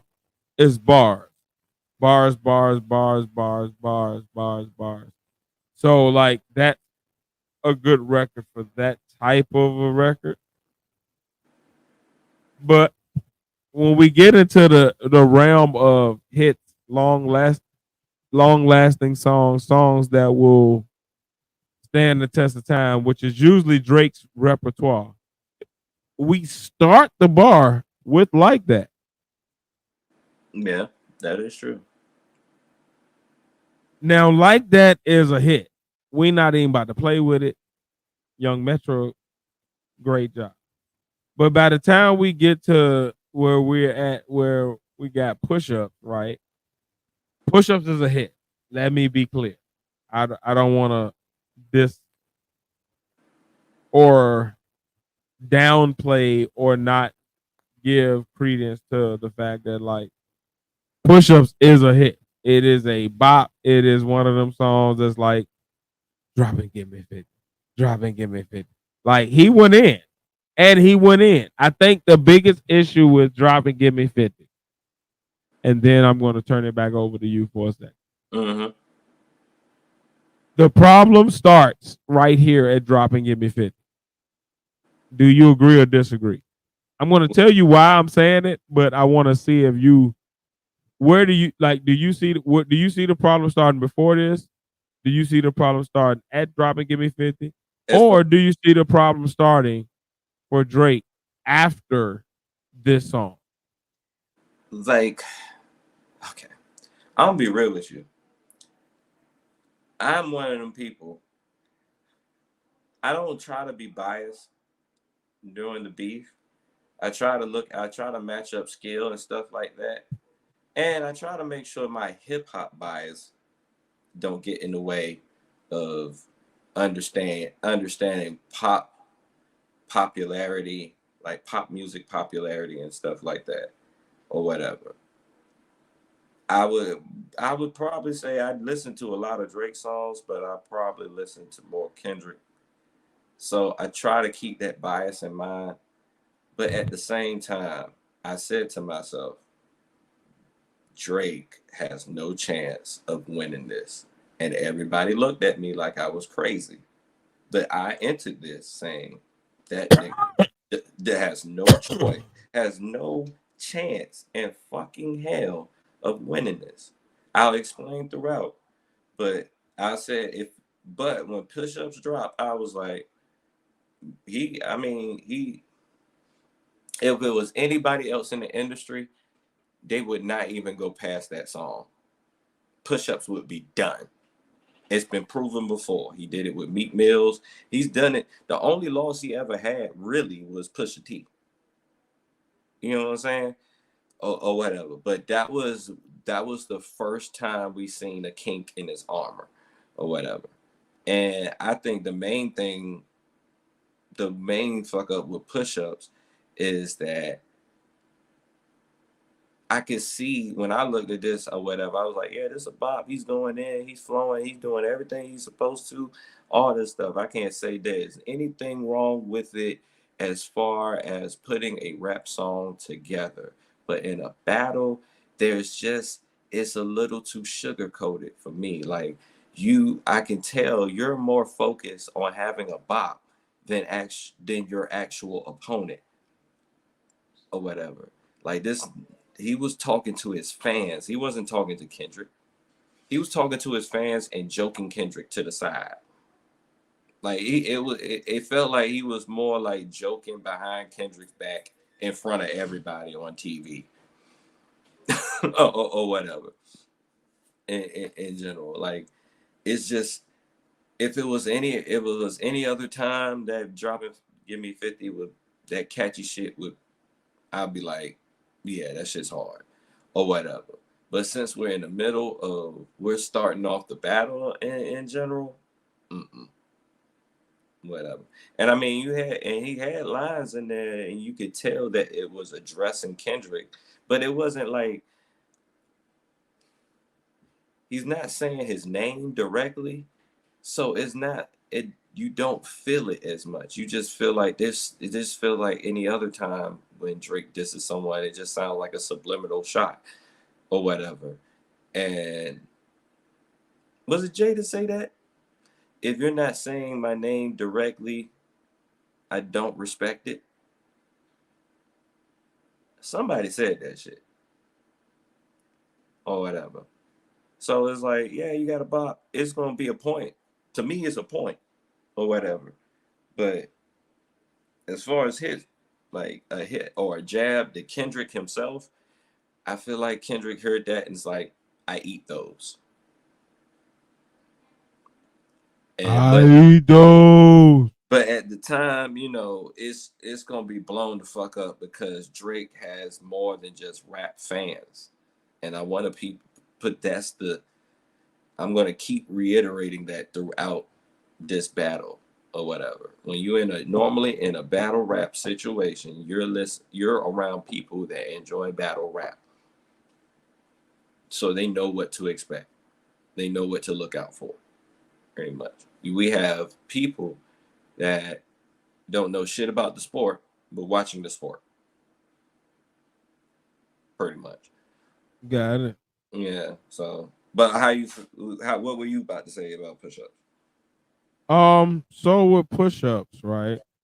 I feel like this is the downfall of Drake. I feel like with push-ups, this is where we get into the delusion of Drake and the concentration of Kendrick. Mm-hmm. With push-ups, all right. Before this, we have tracks that are spread out, features, their group projects, their songs where like there is no direct target. It's more like a spread target, and one of the targets happen to be Kendrick. Vis-a-vis one of the targets happen to be Drake. Right? It's more of a spread. Like I'm talking to all y'all niggas.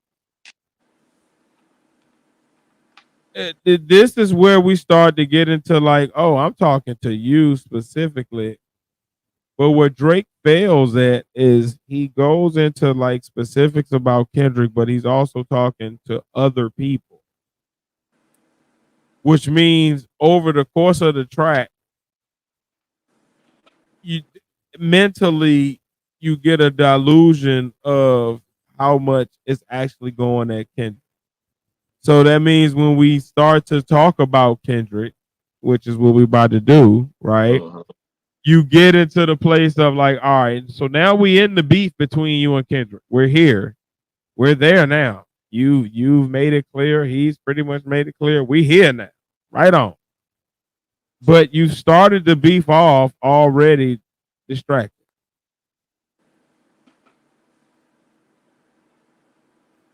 That makes sense? Yeah, no, it's totally. So for me, as I'm scoring at home, I'm looking like, all right, one, you do have a bop. You got a good track. Like your track is fire. You got it seems as if you got more to say because the ending is like they're one of those tail off to be continued type endings. Like, okay, if we keep going, I got some old music here. I don't know that if it's a diss track or whether it's just a good track that's like part of your new album you drop. I don't know, but it's good. I can tell that something's coming. So I like the fact that you left me with a cliffhanger. And at this point, I'm looking at Drake as like, all right, you had some good shit in there about Kendrick, right? You had some shit in there about him owing money to his label. You had some shit on there about him being under contract, so he's kind of handcuffed as far as what he can do. You had him you had some lines in there about him being basically Top Dog's bitch. Uh-huh. So whatever Top Dog say is what he gotta do. Like, so I like where you going. I like you setting up angles that you can go to once we get like you if you got some cool evidence, great. We're Uh-huh. about to get into some shit, and Kendrick might not want to continue this beat. Kendrick might want to go ahead and pipe that, Uh-huh. right? And Kendrick takes forever. So at this point, I'm looking at Drake as if he's up 1-0. Yeah. As you All should. right. I look at the beef as actually starting at like that. I Uh-huh. look at like before that, it was still the subliminal shit that was going on between the two. Wrestling promos, pretty Right. much. Ever since the interview with I don't remember who it was with, but when Drake was talking about Kendrick and how he, you know, they was like good, but they won't good. You know what I mean? Do you remember Uh-huh. that interview that I'm talking about where it's like Yeah, Drake is in this weird looking studio, it's like kind of dark. with Elliot Wilson. It might be, but Yeah. I remember it was early in Kendrick's career when Kendrick was like first getting into he had just finished his first album. He had just got on that run. Him and Kendrick were kind of coming into the prominence at the same time, as far as like having music that was like being critically acclaimed. And then he had this interview, and I feel like that's where all of this started. Yeah. All right. So all right. So we at that point, um, Drake has said what he said. Kendrick has now come back and said what he said. Hey, wait, how long ago was that interview? This was way back in like 2009, Oh, okay. 2010. I thought This was like all right, Drake has this is back in the era of um it may not mean nothing to y'all, yeah, yeah, yeah. but I'ma do yeah, all back in this is back in Drake. I got my first album out. I am popping. I'm Uh-huh. probably the most popular person out right now because nobody knows a lot about me. All they know is like this. I'm that nigga. Like I'm that nigga right now. Young Money is putting out shit like Bedrock and shit like that. Uh-huh. Um, that's this era. But Drake had an interview. I remember this vividly. Drake was talking about Kendrick, and they had, I guess, met and like had some type of an interaction. And Drake was talking about the interaction. And he was talking about it in a way that would make Kendrick seem as if he was less than, or as if he was the smaller of the two artists. Uh-huh. And I remember that after that is when people started saying, I didn't hear it personally because this is before fucking problem. I didn't hear it personally, but I remember people saying that this is when it started to be like subliminals between Kendrick Uh-huh. and Drake in the music. I hadn't heard it yet. Uh-huh. Fucking fucking problems comes out. Kendrick and Drake on the same track, it doesn't seem like there's a It's beef at this point to me. it's the way they wrote stuff. How I say N- it was wrote generally or whatever, which Yeah, subliminally, hold this a uh, finale. yeah, like I Yeah, was, I get the competitiveness. yeah, but it's I feel like it's one of those things that we wouldn't even it wouldn't even click until we realized it was a beef, and then you would listen to all this other That's stuff. where I'm at. That's Yeah, where I'm at with it. so And what that's I'm why saying I'm is gonna go back and listen to a at lot. this point, oh, go ahead. No, my bad. I mean, go ahead. What you saying now? No, I said I was gonna go back and listen to a lot of shit like from the past or whatever, and Yeah, I think when you go back and look at even shit like fucking problems, right? There's an aggressiveness to both Drake and Kendrick's verse, mhm, right? But the hold this the finale. mhm, My pep talk turned into the. It seems like he is going at somebody, but it's not clear because the references aren't making sense to anybody mhm, until you go into the pep talk turn into a pep rally, and you realize that Drake first first his video was him at a basketball game coaching some mhm, girls in a basketball game. What are you giving in the huddle at halftime? A pep talk. mhm, What do you have for a sports team? Pep rally. So like you can see the references starting to be dropped by Kendrick back then. And even in a lot of Drake's albums cuts where he's not necessarily beefing with anybody.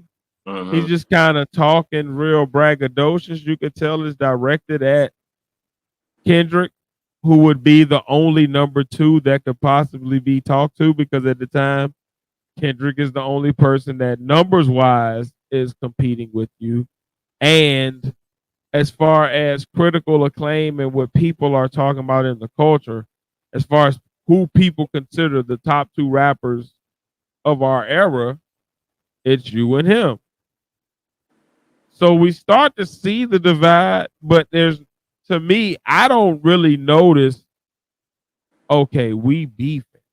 This is on the we it's on and popping. Until you get to shit like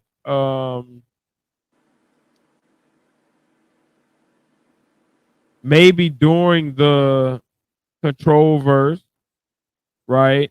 And then after the control verse, doing the Pusha T beef, you get Kendrick, Drake kind of dropping little subliminal and you too, nigga, type shot, if I'm making sense.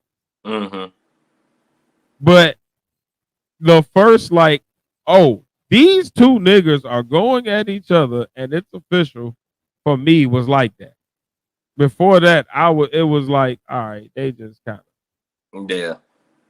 I mean, playing. yeah. Before all that other, but this what's going on now is the most important part. The rest of that stuff is just all right.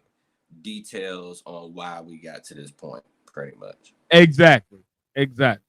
Now, when we get to this point, right, like that, can I just say this?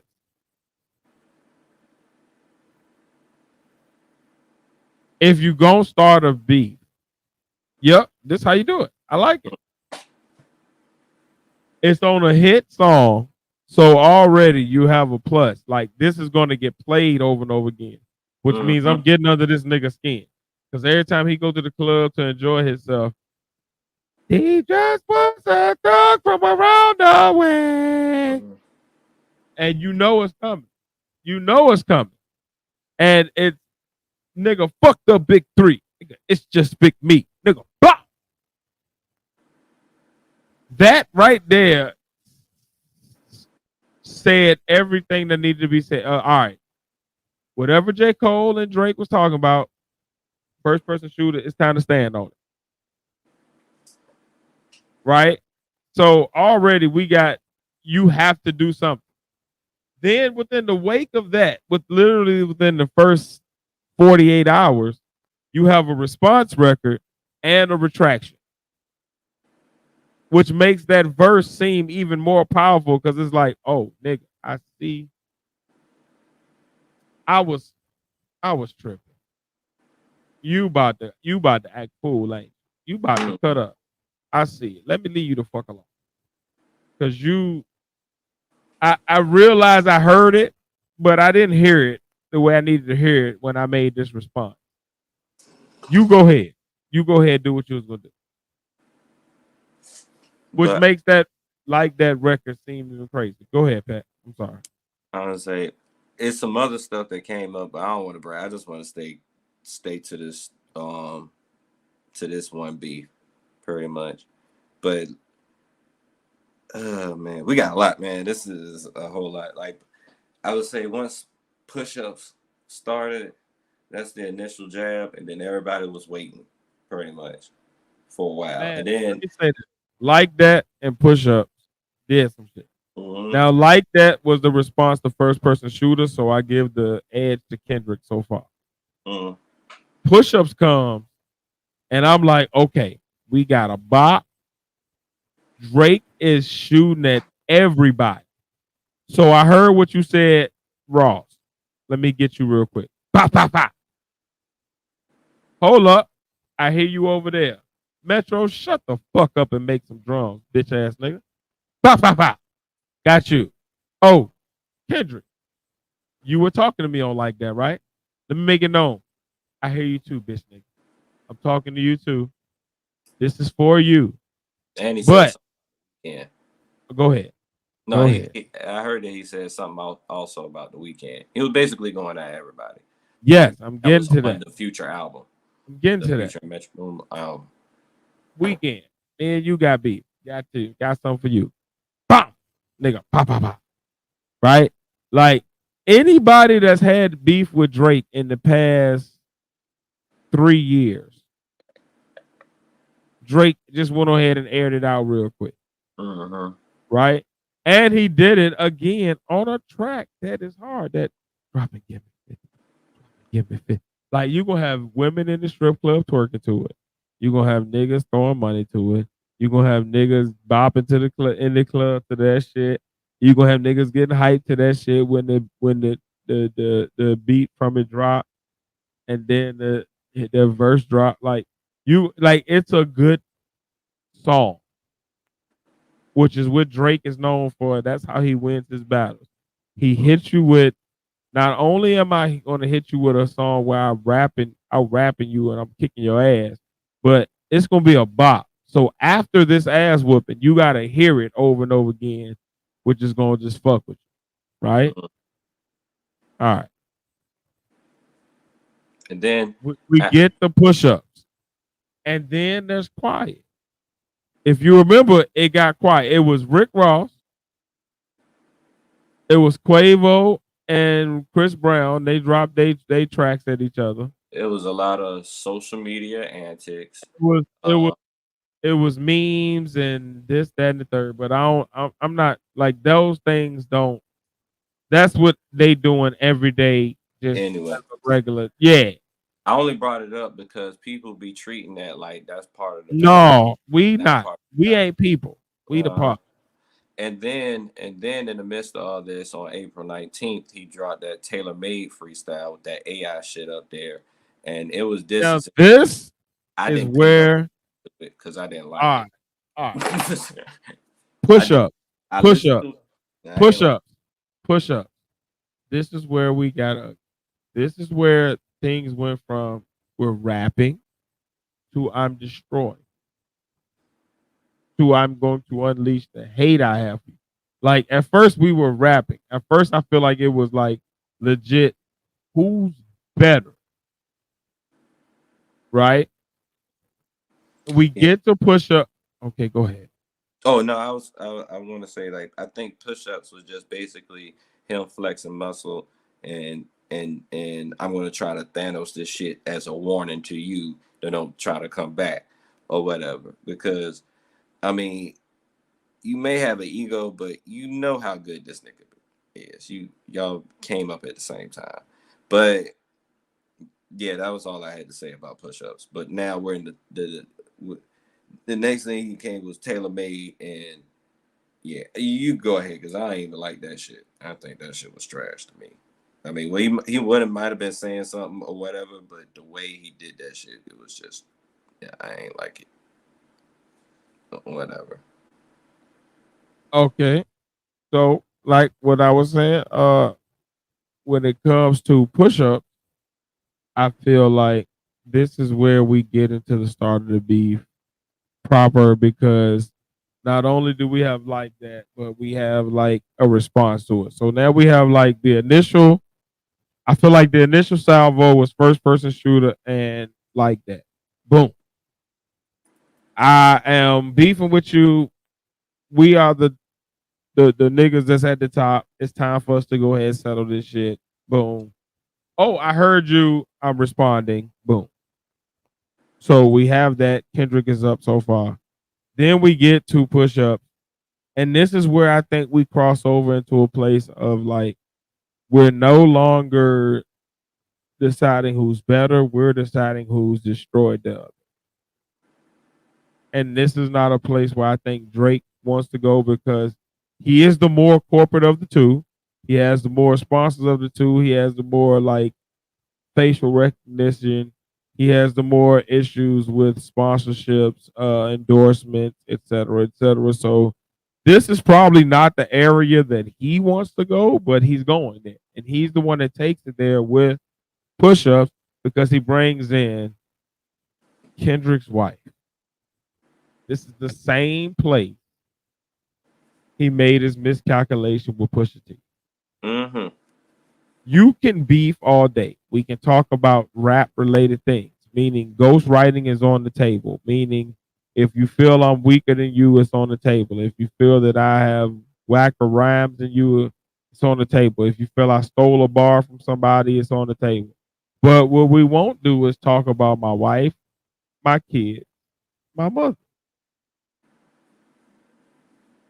If we go to those areas, understand that in any beef, rap or otherwise, you have entered an area where the person that's receiving it is now at liberty to take it however they want to and respond however they want to.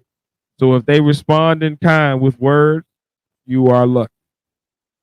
If they respond in a physical way, well, blessed you, hope you can defend. If they respond in a mechanical way with firearms and or fireworks, that is on you. But it all started because you decided to go to a place of in beats, in rap or otherwise. You don't want to bring in people's family, especially their immediate family, like people's siblings, their parents, their children. These are places, their spouses. These are areas where people they die about it. And if you're not sure, or you're not comfortable going there yourself, don't. Because once we go there, we open up the gates to a lot of places because now you've told me the gloves are off. If you go to my wife, right, we beef, me and you, Pat, right? Mano a mano. And I spit a hot bar at you. I give you a hot 16. Dylan, Dylan, Dylan, and Dylan. And then you give me a hot 16 and you spit a hot 16 back. And then I say, hey, chicken sandwich, guess what? If you were to shoot me after that, you wouldn't be right, but you wouldn't be wrong. Uh-huh. You know what I mean? Like I opened it up to a place that is personal and intimate. So however personally and intimately you respond, it's kind of up for grabs at that point because I said something about somebody that is close to you in a way that is past this art form, this this job, this occupation, this whatever this is to us. I went past that to try to get a rise out of you. Whatever rise I get at that point, I'm well, you justified it. I gotta eat it. Oh, that nigga shot Pat. That nigga shot Tiz. Well, nigga Tiz said chick that. Should have shut the fuck up. He should have shut the fuck up. He should have went ahead and kept that shit right. But no, that nigga want to get personal. Well, now we here. So when Drake said Whitney on push-ups, we are now at a ugliest of places, right? And then it was quiet. That's the scariest of times. When you do some fuck shit to somebody and that person responds with nothing. Again, using this same analogy, we talking about me and Pat. Say I have said that disrespectful shit to Pat, but then I also double down. Ooh, I double down, y'all, and I come out with a song called Chicken Sandwich. So now I done already disrespected him on a personal and intimate level to a place where he's justified in however he responds. But he was quiet. He kept it quiet. He kept it simple. He chilling. You know what? This nigga don't know what he about to do. He tripped. This nigga Tiz lost his mind. In this scenario, what we have next is me then coming out with a song named after that person, and him then saying, "You know what? Fuck this. I'm gonna kill you then." Because I let you slide. You was all right. Push up. Ha ha ha ha ha ha ha ha. Ooh, you got you a hit, nigga. Good shit, nigga. Ha ha ha. Whitney. Ha ha ha ha ha. All right, bitch. All right, bitch. But, And then you come with Taylor Made. So now you're coming at my legends from my area and the same angle that you had in the last thing. no. And go ahead. Well, no, go ahead and say your piece, and I got you. And you did the dumb shit of giving me the next angle to use against you with the pedophile shit. Because I want to remind people, we're going to get into a place where the P word is spread around pretty regularly, right? And I know we're not going to get monetized, but we're not monetized anyway. So this don't really hurt our channel. But what I'm saying is you have a place where there's a lot of P word talk going on, but the P word talk was introduced by the person who's trying to defend against it now. So like had you never made Taylor Made and made it where you're telling Kendrick to use this angle against you, we're not here. We may not even be at this many diss records. We may be at a much shorter battle if we're talking honestly, right? Like this came from you saying that, and then Kendrick saying, "Oh, really? I should use that angle against you. Let me research." Oh, oh, oh. Go ahead. I'll say with not only that, if that, I have a feeling that maybe, because mind you, the beef might have just started with like that for Drake, but this beef been going on for 15 years. Kendrick has had a long periods of time to really think about this and be prepared, like seriously, in the art of war. Like he been peeping shit, and all he do is just look, and They both have. They both have. uh-huh. Absolutely. Absolutely. But at the same, but the thing is, Drake is so in the public eye all the time, and he has to have the hits all the fucking time and everything.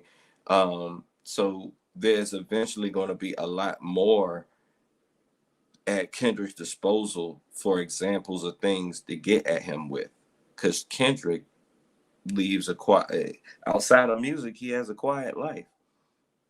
Pretty much. You don't ever hear in his whole career, you have never heard anything weird about that man, or whatever. And if you have, it came out of his own mouth, probably in one of his albums of music. But I would say the main thing with Taylor Made, I feel like he was just trying to get ahead of the shit that he know Kendrick may say. And mind you, this is Push-Ups came out on the 13th, so that following week on the 19th, he came out with the Taylor Made freestyle or whatever. I also want to put out the pattern that Drake has a pattern of having music come out on the weekend, either on a Friday night or a Friday night, Saturday morning, midnight, or Saturday night, midnight, something like that, or whatever. It's a pattern. And when you're in war, you notice patterns of your enemy's moves. The main thing I don't like about Taylor Made is that they got Tupac AI voice saying Drake lyrics, and it doesn't sound like anything. In general, it's like Tupac doing a Drake impression. Like, you can hear it, like you can imagine Drake saying this more than you can imagine Tupac saying it, and they got Tupac's voice saying it. It's like Tupac trying to use a Biggie's rhyme scheme. Like, you're gonna know the difference. Or if you hear Biggie trying to be Tupac, you're gonna know the difference. This is literally Tupac's voice, but not his style, rapping this or whatever. So that's why I feel like it's more. That's another reason why I didn't like it is because it's just like he don't even rap like this. Like, as a person that really listens to style and music and cadences and stuff like that and study those, like, he doesn't even rap like this, so it doesn't sound right. You get what I'm saying? I couldn't even really get through the whole song because just off of that. And then you got Snoop. This was his best attempt of being psychological and cerebral with Kendrick to try to get in his head or whatever. But this whole time, Kendrick is totally freaking quiet. Period. We're now at Push-Ups. That was Saturday the 13th of April. Taylor Made came out Friday the 19th of April. And then hold on. Mm-hmm. Because we about to get to it. Mm-hmm. But I wanna make it clear, like, where we at right now. Like, where we at in the beef is, and this is a parallel to like life lessons, right? You know, I love to draw these life lessons from these things that we discuss on the podcast, right? So, like, you have a situation where a bully is bullying another person. They bully and they picking and they nitpicking and they picking and they nitpicking and they picking, right? Because you got at this point, Drake has now dropped Push-Ups.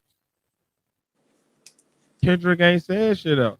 Like, before this, Kendrick has been pretty much quiet outside of the subliminals that we both credit to him and Drake, right? Mm-hmm. He's been just as quiet. He's been chilling before this for years. And then you have Drake basically, without saying it, saying his name. Okay, cool. I got you. I heard you, my nigga. All right, I hear you over there, player. And then you have, before I can digest the fact that you're already talking shit about me here on this Push-Up, here come Taylor Made. And Taylor Made got two of my favorite niggas on it. Pac and Snoop. And this ain't really Pac and Snoop. Bitch, this AI. Got you. Okay. So now I see where we at next. you are stupid to any level to try to get an upper hand, and you played your hand because now you've given me directions to go on you that I would not have went otherwise. Maybe I might have had a whole nother strategy planned out for how I was going to attack this situation when it got to it, right? But on Tailor Made, what did you tell me? You might well go at them about the girls or something, man. You gotta do something. Oh, word. Got you. Give me a minute. So I'm gonna let you drop this second diss track on me if I'm Kendrick. And I'm sitting back. I'm sitting back. I'm in the tub. I'm waiting. I'm letting people get all hyped up and riled up and excited. And oh my God, Drake is killing this nigga. And at the time, I was one of those niggas. Oh my God, this nigga Drake is smashing this. This nigga is relentless. He is fucking this nigga up. Later on, the estate of Tupac put in a cease and desist for Tailor Made. Copy that. That happened on the way to what we get into next. Yes, that did happen. Yeah. And as we go with Tailor Made over that week, the problem with that type of track is, for one, it's not a real track of the people that voices you use. So you seem kind of, so it's like we're not really sure. And you didn't come out and say anything. So there's no real understanding of what you meant by this track. It's just out there for interpretation, which means if I think it's like, oh, you were trying to use these nigga voices and some lame shit and it didn't work, that can be an interpretation, and I'm not wrong. If somebody else say, oh, it was a quadruple entendre of you using this and then this on top, like, they're not wrong either. It's just whatever we say is what we get out of it. So what you left is a void in understanding. And the next thing that happens is not void of understanding. It is very clear. The next thing that happens in this timeline after we go from Tailor Made, it all gets very clear. It gets laser focused and it starts to get very much so streamlined. So at this point, again, we've had like that responding to first person shooter, and I have liked that winning. I have liked that winning because first person shooter had probably the better verse. I acknowledge that. I have liked that winning because of the directness of the bars, and it's the first time out of the big three that we have one of them directly shooting at the other two with no subliminals, but like, yeah, nigga, I'm directly acknowledging what you just said, what you just did, your particular body of work. I'm not gonna give you a fake. Nope, you know what I'm so. Y'all two niggas, y'all niggas. The impact was big. So the complexity of bars and all of that stuff is about, even, but the actual impact of what happened, it was like, oh my God, J. Cole. Oh my God, Kendrick. That makes sense? Yeah. So we had Kendrick being up. And then we get to the two from Drake. And we got Drake being up now. Now Drake is up 3-1. Out of the tracks that have been kind of released at each other directly in some way or some form, we have Drake having two hits. 2-1. I'm sorry, 2-1. 2-1. Drake is up 2-1. Because now he got, not only does he have he has Tailor Made. So he got what was it before Tailor Made? I'm sorry. Push ups. Push ups. Drop and give me 50. He got Drop It, Give Me 50, then Taylor Made. So we up 2-1. And at this point, it's silent. It's still silent from Kendrick. So the world, me, Pat, everybody else, your mama, your daddy, your grandma, your sister's cousin, your favorite daddy's uncle, like we was all like, oh, what the fuck? Nigga Drake just, I mean, this nigga Kendrick just eat this shit. What the fuck wrong with him? Nigga Drake just smashed on this nigga. It is ridiculous. So the I would say the support, the groundswell of support is growing behind Kendrick because behind Drake because Kendrick hasn't said anything.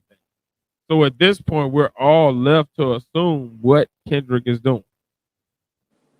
And it's not pretty because we've had some allegations thrown out there at this point. And we're at a place of like where Drake is like, this nigga is smashing this nigga. The reverses are bomb. I can't be mad at Drake. If I'm a person that doesn't fuck with Drake that hard, I can't be mad at Drake so far. He hasn't dropped a dud. He hasn't dropped something that's like, oh, this is whack. So I can't even be like, oh, this shit was like, nah, this nigga Drake is. Kendrick, you all right? You okay with that? And then here comes Kendrick. How many days was it? From Taylor Made, it was about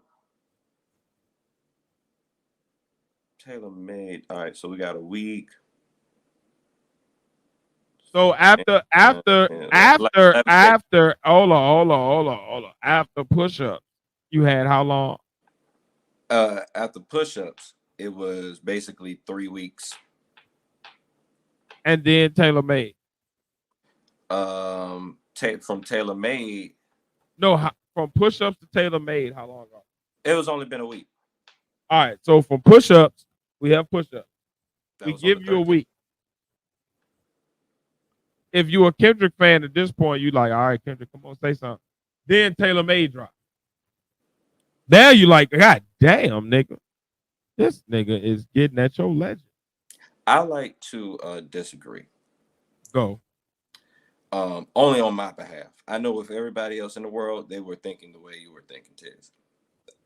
I was still thinking in my head, mind you, I got into this battle.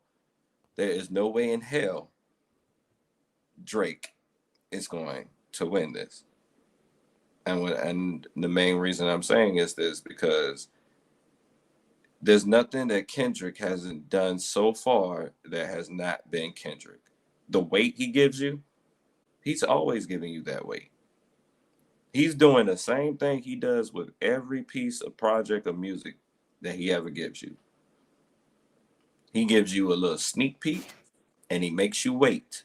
And he makes you wait until he feels that the desire to be heard from him is at its highest or whatever. And then when he does it in a way where you don't know when you're going to get hit. It puts up a bit of paranoia. Or in Drake's case, it might actually put up the mistake of arrogance or whatever. Because in this matter, it's been like 3 weeks and he ain't said nothing. I said something 2 times or whatever, and I ain't hear nothing from this nigga or whatever. He at this point, he like, man, nigga ain't gonna ever come out. And then when he come out, nobody gonna pay no attention to him because those shits went hard pretty much or whatever. But I'm gonna tell you, this is how you know that we're in an age that none of these niggas actually ever seen a real mainstream rap battle or paid attention to it or gave a fuck about it. Like there's certain things or whatever that you just do or whatnot. You make people wait. I'm gonna do this on my own time or whatever. I know Tiz gonna hate me for this, but when it was Jay and Nas came out on his own time. When it's Jay in a beef or he got something to say, he say it when he feels like it. That's what the greats do, pretty much. So still, after all this, and then the matter of fact that I just didn't even really like Taylor Made. It might be two for some people, but I don't include that one. So it's to me, it's just one and one. Y'all can throw that two shit out the blue, dog. Like for real. Because I First know. of all, first of all, Mm, first of all, when they come to me, mm-hmm, you know my boy Jay-Z is my nigga. mm-hmm. When it come to Ether, Ether should have been judged for Super Ugly, and if it came out today, in today's climate, Super Ugly would crush Ether. Mm-hmm. So I don't even have no argument when it comes to Jay-Z and not. We're not even about to bring that into this. We're gonna talk Nah, I about only this brought that specific. up. I only No, brought. hear what I'm saying. We're gonna talk Uh, about this specifically because when we get into that, then you start drawing in other conversations that ain't got nothing to do with this and get us off track. I want to stay on track. mm, I want to stay on this Kendrick and Drake. And at this point, what we have is Drake taking shots, first person shooter. He got shot back at him like that. Kendrick won that first volley of shots. That's what I'm giving it to. That's my opinion. If you have it the other way, I'm not mad at you. no, that's why It's I said your at opinion. that point, it's up to debate. Yeah. This is where we get into like, all right, this shit is getting fucked up. We need to call somebody. All right, we then get into push up. Cool, Drake is killing it, and then we come back right a week later. Now we gave you a week, Kendrick. Where were you at? Where were you at? Mind my Your own ass business. was your ass was asleep somewhere, and Drake said, "Oh, nigga, you think I'm playing with you?" I was taking care Oh, of my kids. hold on one second. Hold on one second, because you said something. You said something to me. I was playing with the first person shooter, but you wanted to. Hold on, I got you. You don't want to say nothing to this. You don't want to say nothing to this push up. Let me give you this tailor made, and let me put your legends on there that you love so much. Now that's when we got a whole bunch of weird shit, and this is again. Now the shift happened. Remember I told y'all. I want y'all to remember this. I want y'all to document this because I've studied this shit now, and I got it to a science. The shift happened first on push up. He said something about Whitney. Before that, everything was about like rap and like your industry dealings. It was nothing about your personal life. It was all about like public industry dealings, your ability as a rapper from both sides. You get push ups, then you get tailor made, and then tailor made, you get a huge shift. For one, you're now bringing my hoods into it. You know them West Coast niggas, they look at their neighborhoods, their areas, their cities, their states. They look at them in a different way than a lot of the rest of the country. It's part of their culture. It's part of who they are. It's part of their fiber they being. So when Drake did that, he knew he had to know what was going to come, right? But this is the double. This is the fucked up part. On Taylor Made, I tell you, not only what I probably am not going to like, but what you need to come at me about. Oh yeah, man, you should have came in about them. Go ahead, come over with them about them girls, man. You know that's what, because that's what. Oh, you thought we ain't hear that shit? You thought we ain't hear that, Drake? Drake, why would you put that into your own disc? You put your demise into your own disc. And I'm gonna speak to that in a second. But when we get to the next tracks, but like at Taylor Made, we already at Checkmate, and we haven't started the next tracks from Kendrick. we're still at what is it, a 2-1 deficit Mm-hmm. track wise. Drake to Kendrick. Drake is up. He is winning. He has come back with Taylor Made. He is up on Kendrick, and Kendrick is still quiet, and that's what's fucking Kendrick up. Kendrick is still quiet at this point. You gotta, I mean, and when I say quiet, like Drake be quiet and don't have an album out or don't have no music out, but he'll be saying something on social media. So it'll still be a message or a narrative being pushed by his camp. Mm-hmm. Kendrick was quiet. Like Kendrick was like, all right, go ahead, get it all. Let me see what you gonna come with. Oh, oh, oh, oh. I got you. Give me 1 second. And that's where we at right now. Taylor made. Personally, I think that quiet, because it was a whole week of no responses before Kendrick responded. It was nothing. And I think that quiet really gave Kendrick the advantage, because really, to me, the downfall of Drake is his fans, him catering to his fans all the damn time, his unfocusedness to not just to focus on everybody, but the person you're going up against. And the simple fact that you're telegraphing your punches. Like you're telegraphing your, not only on songs, but you're telegraphing your punches on social media, because you are all into social media. I agree with you 100% on most of what you said. I would say I definitely think that Drake's downfall was his arrogance, his lack of focus, like his being spread too thin, like you said, to piggyback off of that, like exactly that.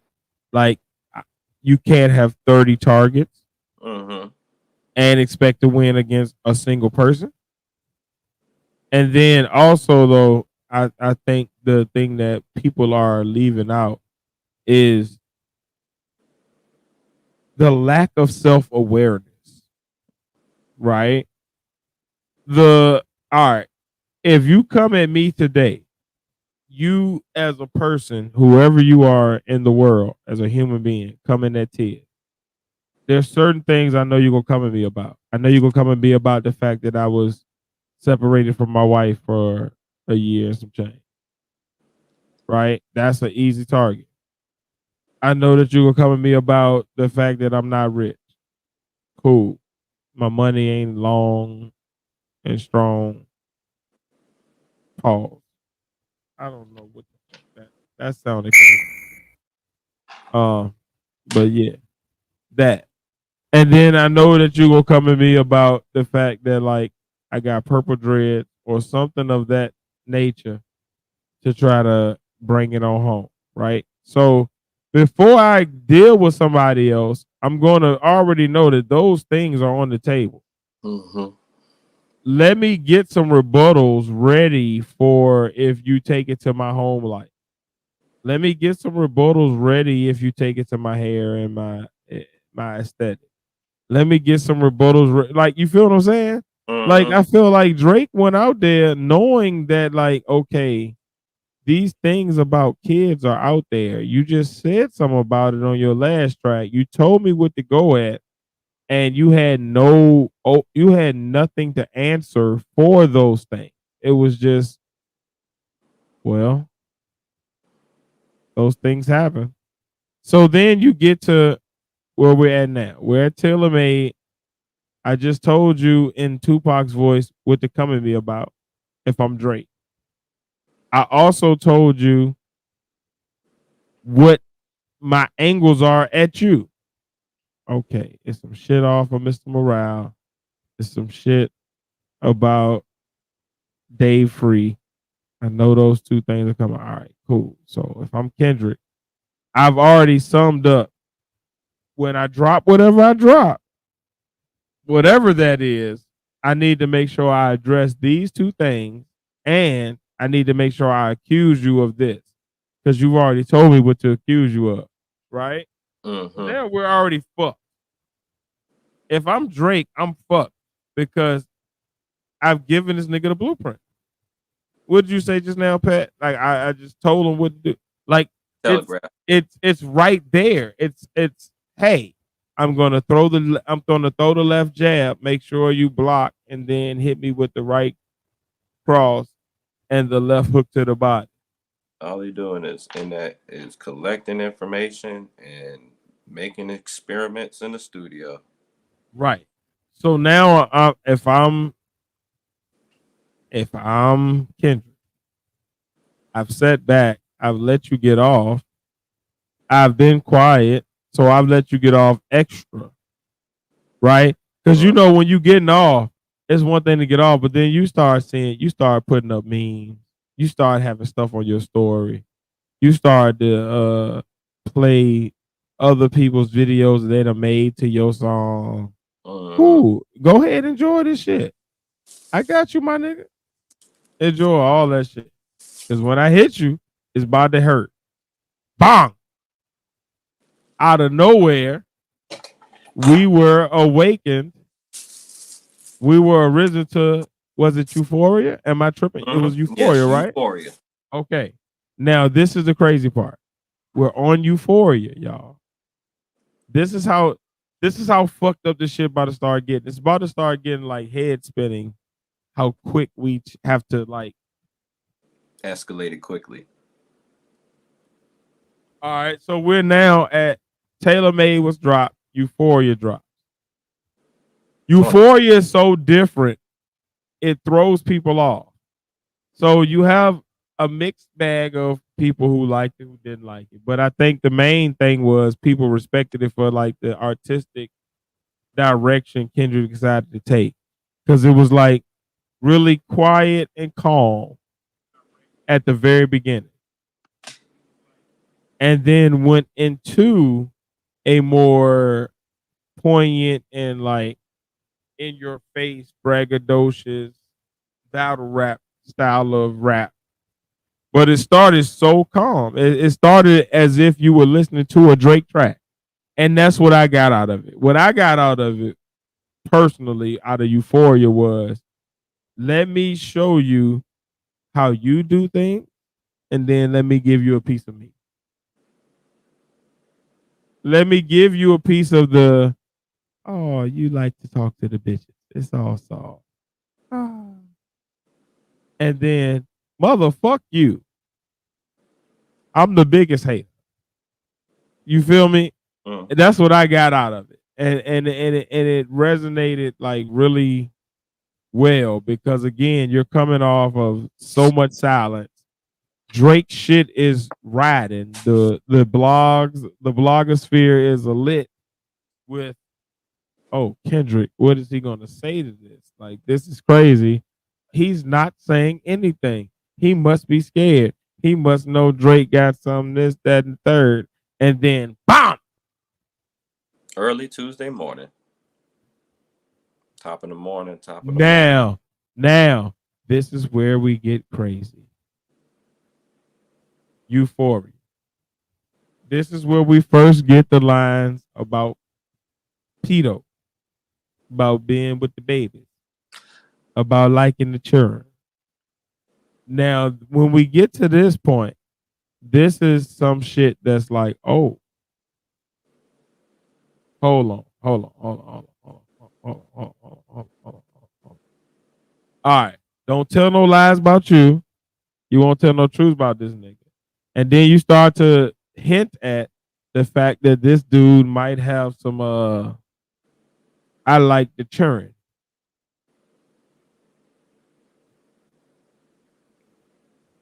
What? I think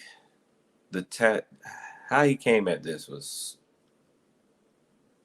oh, the way he did his beef is exactly. This is why I said Drake has no chance of winning, because Drake don't go to a mental level of, all his shit is happy. He don't go to that dark side. He don't go nowhere near it. It's not part of his brand. It's nowhere near it. That's why I said he has no chance of winning. Oh yeah, yeah, go ahead. Y'all have that little, you had your push-ups or whatever. Y'all want to twerk during war. That's cool. That's fine. You want to dance during war. That's cool. That's fine. I understand that not all Drake fans are completely rap fans. They're not really hip hop fans. They're pop music fans. So they don't know what they're going into. They don't know this is supposed to be a horror movie. This is not supposed to be a dance off. This is not a dance-a-thon. All right. This is not We bringing got in. Shanks out here, bitch. Yeah, this not one of those. You know what I'm saying? It's not. This ain't WrestleMania. This is celebrity death match. You know what I'm saying? Like this he is a tactical genius. The first part of that intro, that backward shit, that is Richard Pryor saying, everything that you heard about me is true in The Wizard of Oz. Because in the Wiz, because in the Wiz, he's the Wizard of Oz and he's really not even powerful or whatever. That's another mental jab, okay? He he I'm was like, being Drake, stripped. oh, you want to do mental? You want to be cerebral? I'll show That you that was cerebral. right there. Drake being stripped of his powers. Uh-huh. Not That only that, was that was all of the shit that you heard about Drake is mhm, true. He like I'm breaking down this facade. This person that you thought was this big bad mighty all powerful entity. Woo woo woo. It's just this. I'm, I'm, uh, not only that, the name Euphoria, the track name Euphoria.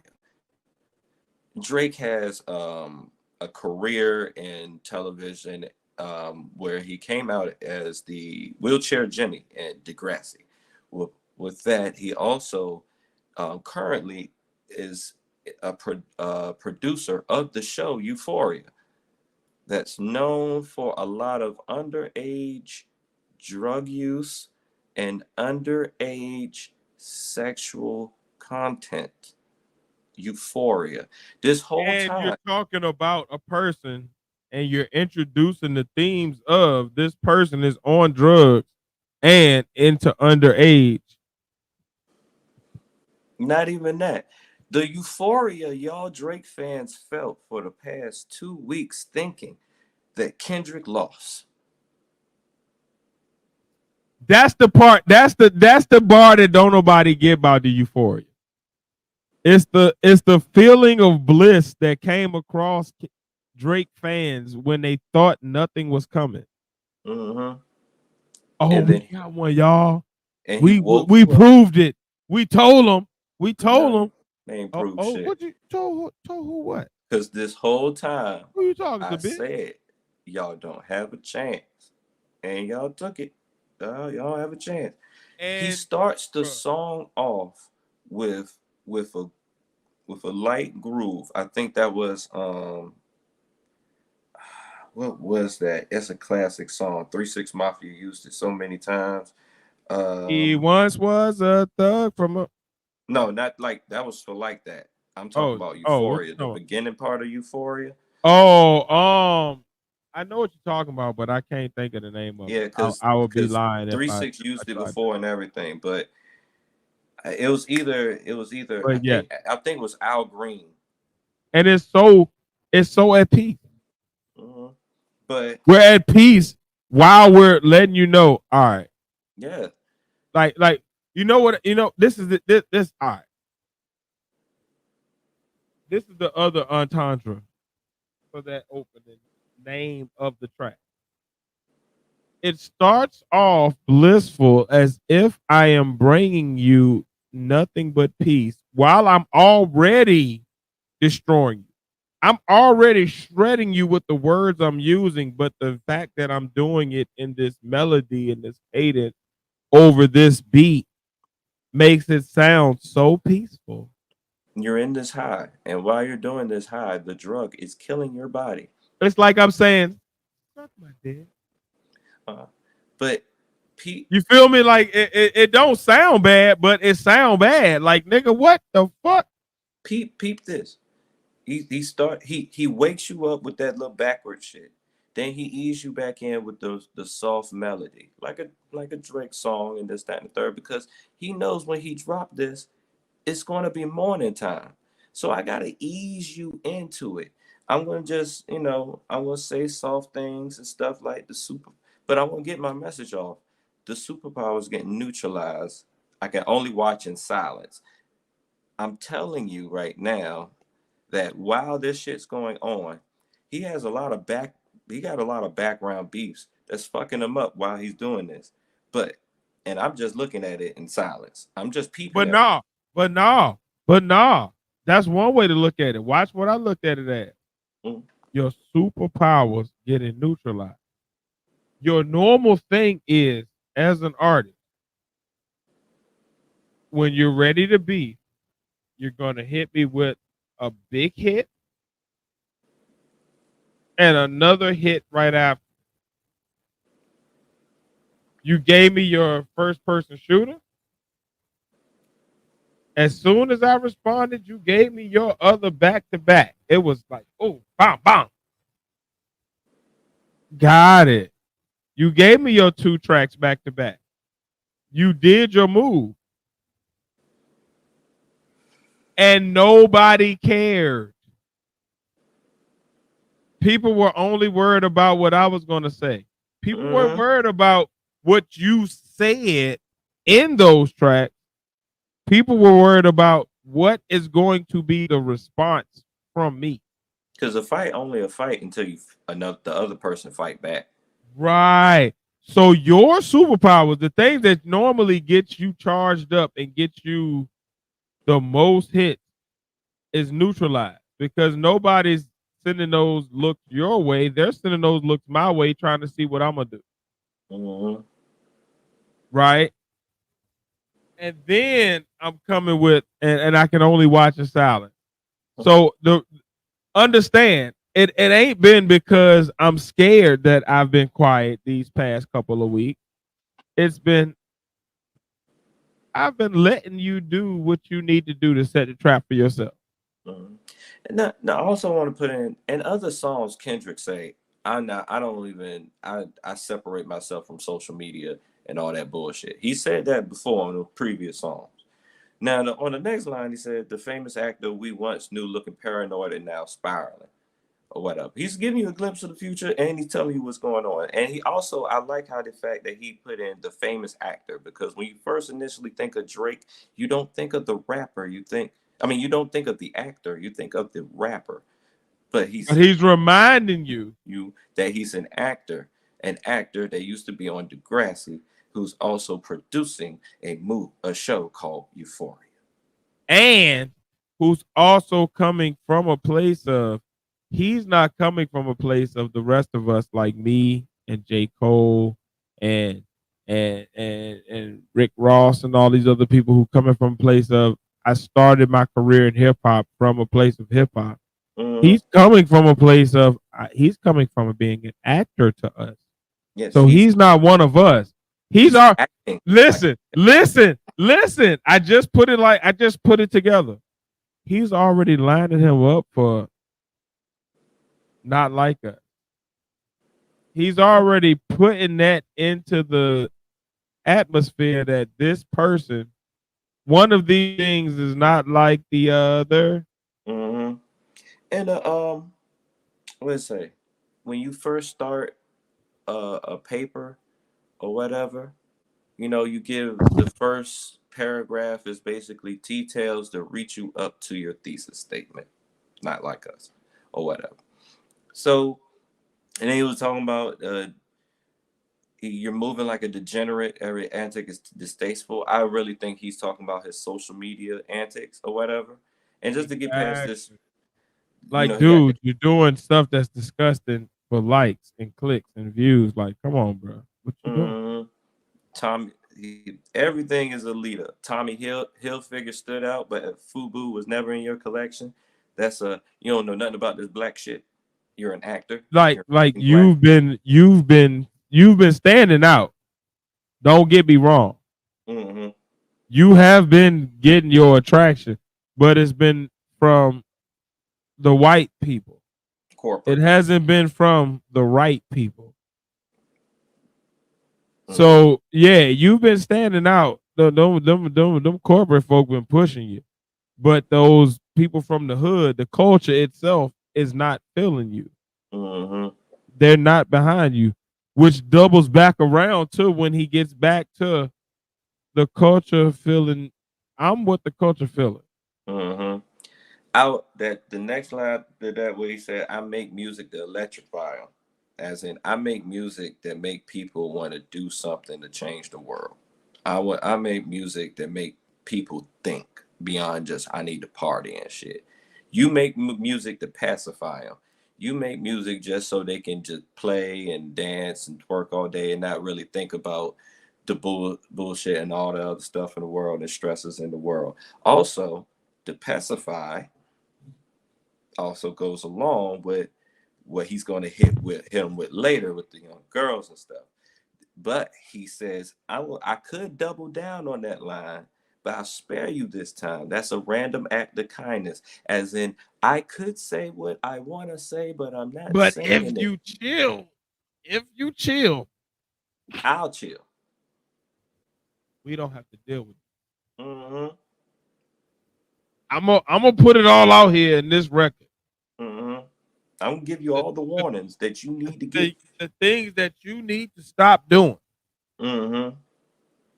Before you If come you up to do me. them, if you do them, we may be good. Mm-hmm. If you don't, To sum it up, don't tell no lie about me. I won't tell no truth about you, which is another line that he usually says on his the heart freestyles that he has from time to time. He have the heart 1 through 5. He usually did say you hear the heart 5? yes. Yes. He said it on that one. Don't tell no truth. No, don't tell no lie about me. I won't tell no truth about you. I swear to God, that is one of Did you hear the heart part 5? the one with Kendrick or the yeah. Yeah, I heard that. It's been a while since I listened to it, but Who was it about?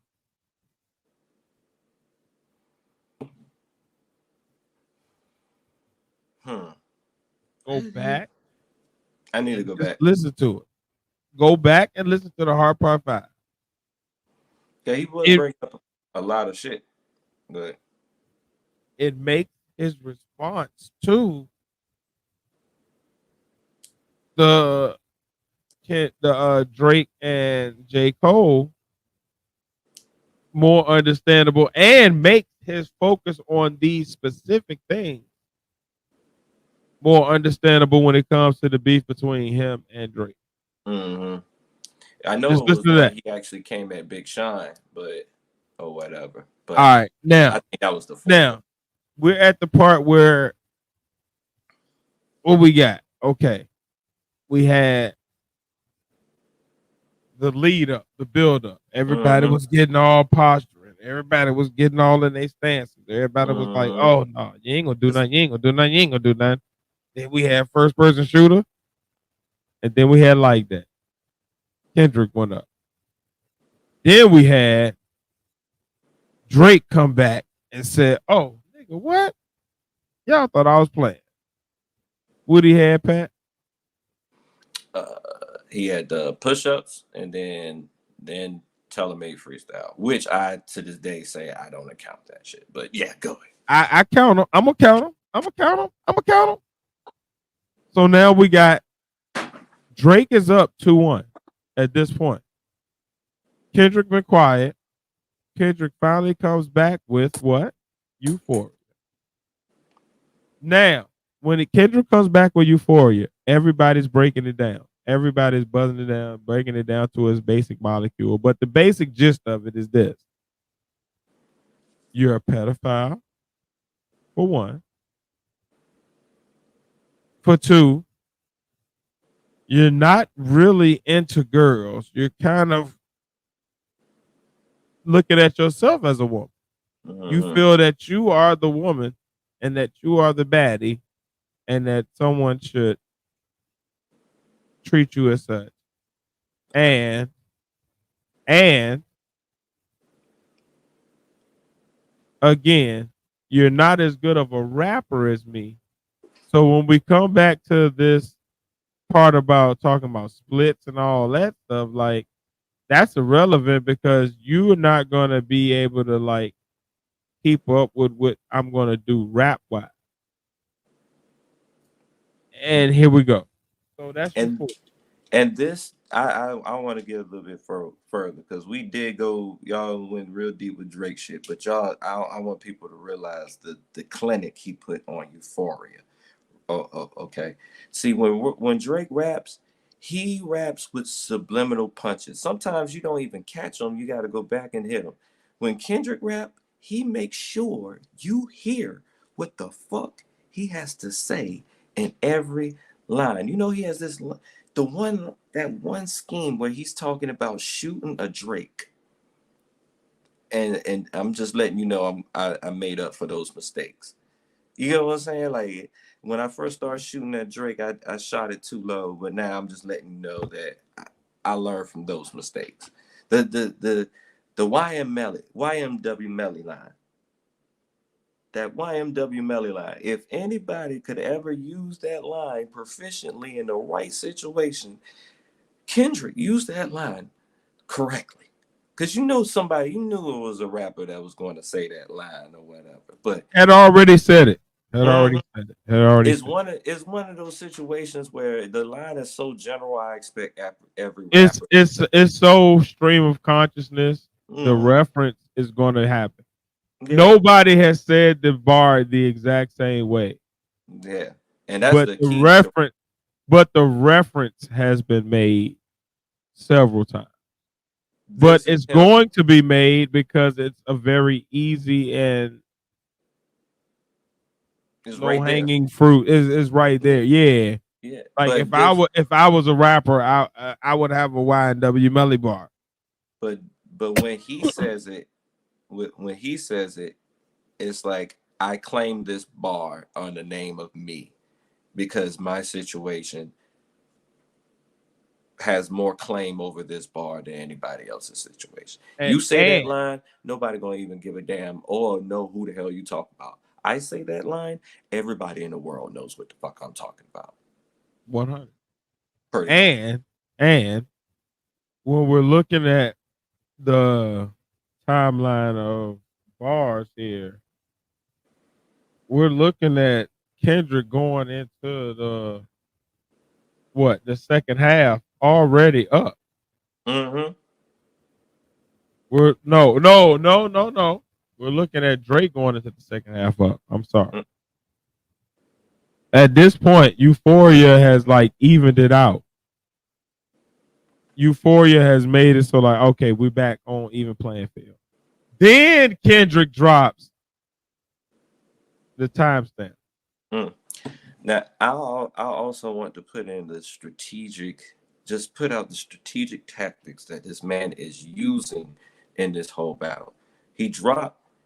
He knows everybody's been waiting for a month for him to drop. He drops it on the last day on a regular fucking day of the week, Tuesday. Tuesday is the most regular day of the fucking week. There's nothing special about Tuesday except Titty Tuesday, Taco Tuesday, oh whatever. So he drops Euphoria. So then we got Tuesday, Wednesday, But then also Thursday. with Euphoria, right? Mm-hmm. You got the situation of okay, it's Euphoria. It's on a random day, but also it's like some of the best uh music we've had so far. So not only is he dropping like, oh, it's a random day. I'm gonna give you all these other things that Pat about to tell you about that's about to be magic.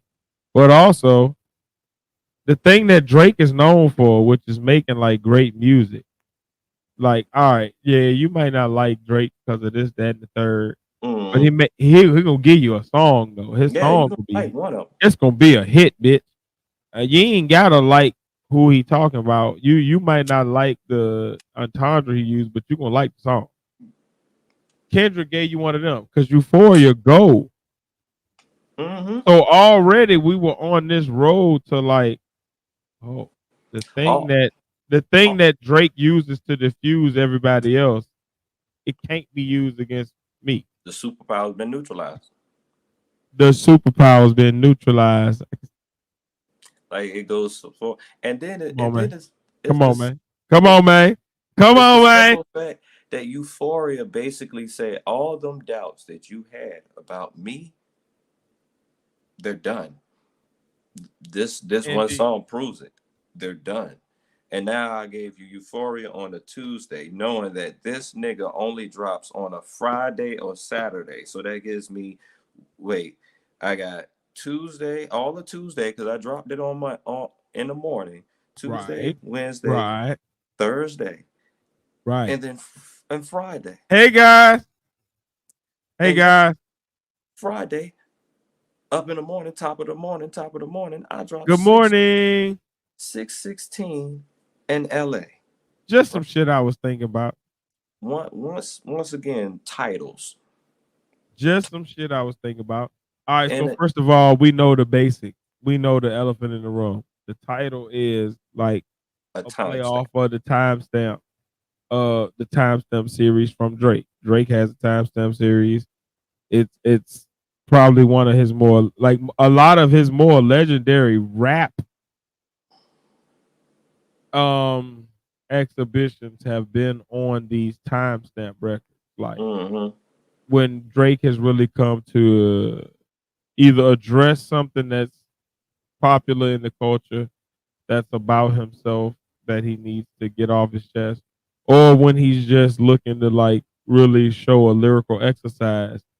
He chooses these timestamp records to like be his version of like his opus, Mm-hmm. his examples of his exemplars in how he would like to portray things. So like when we have one of these timestamp records, it's already we know what's being referenced. Oh shit, he talking about Drake shit. So we know that we should expect a high level of lyrical excellence. And then Padawan. I would say first, we all you always got to look at the titles. Like the way like Kendrick did this battle is exactly the way I would want to do a battle. Like Hmm. I know for a fact you're gonna drop this weekend. So I'm gonna before you go that, do that.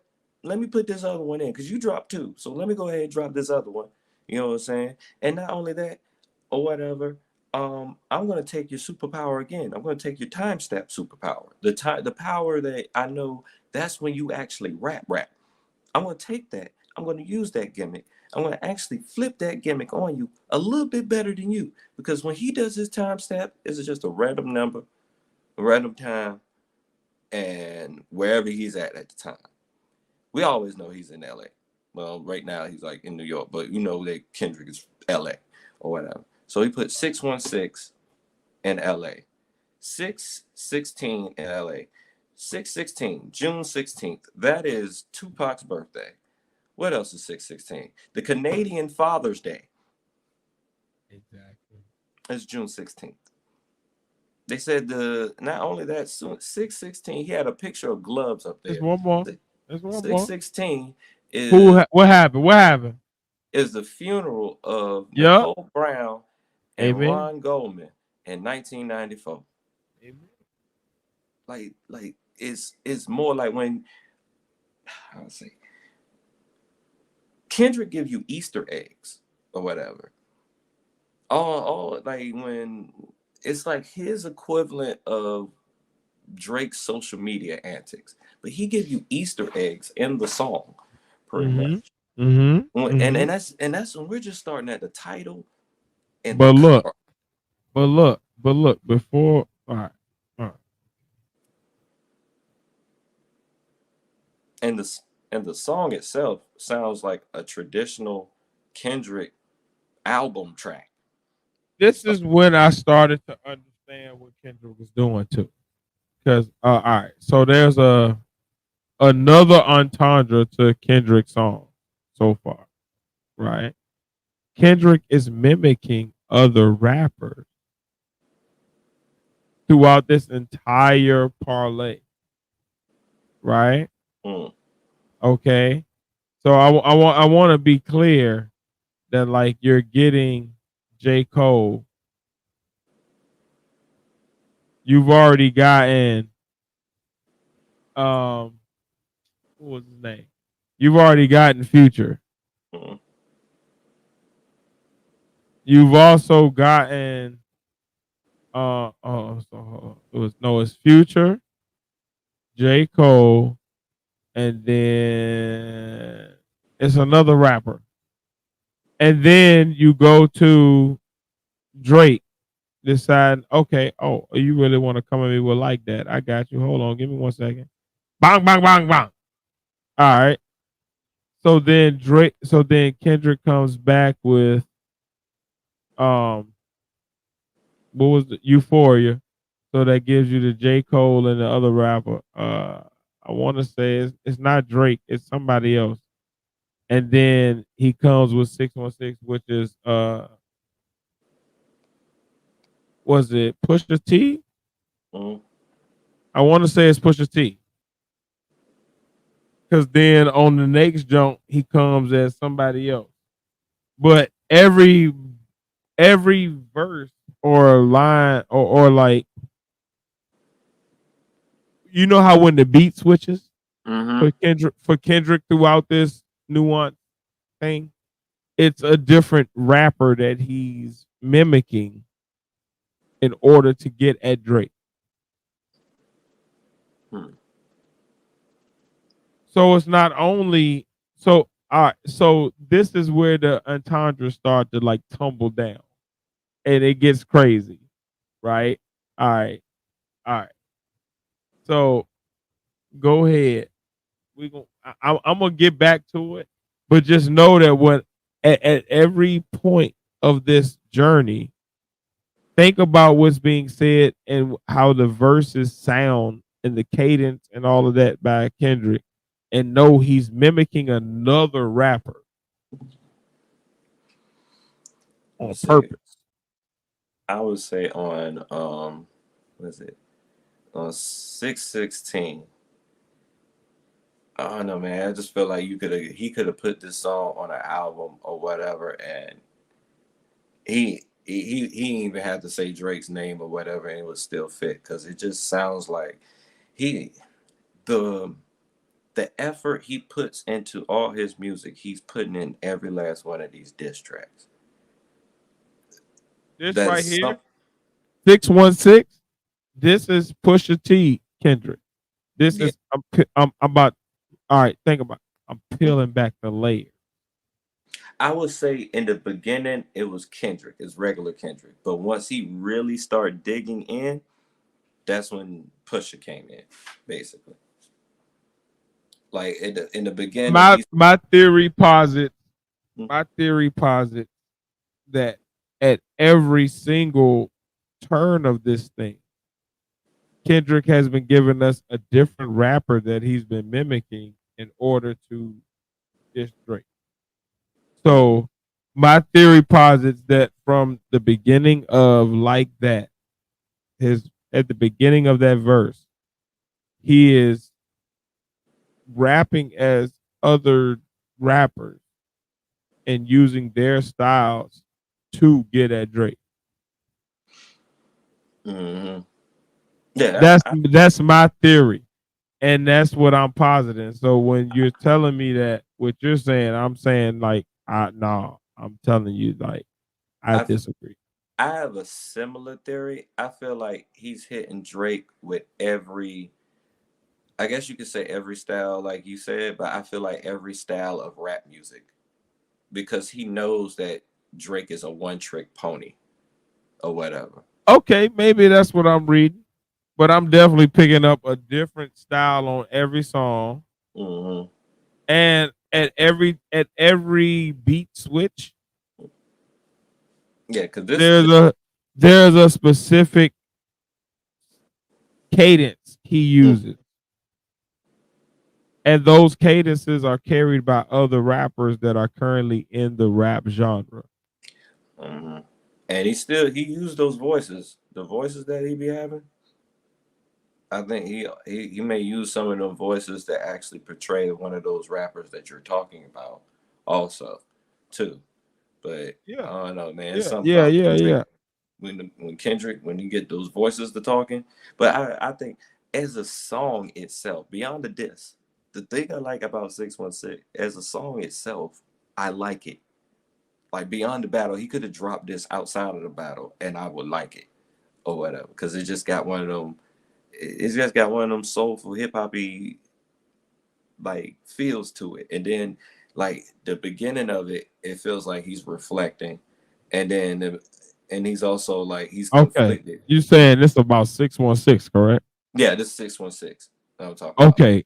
Okay. I Go feel ahead and go. I feel like he's reflecting. He's putting you in his world at the time or whatever. I think on the first part when he says like off white sunseeker at the marina, fuck a phantom. Bluetooth disconnected. Yep. All right. Fuck a phantom. I like buy yachts when I get the fever.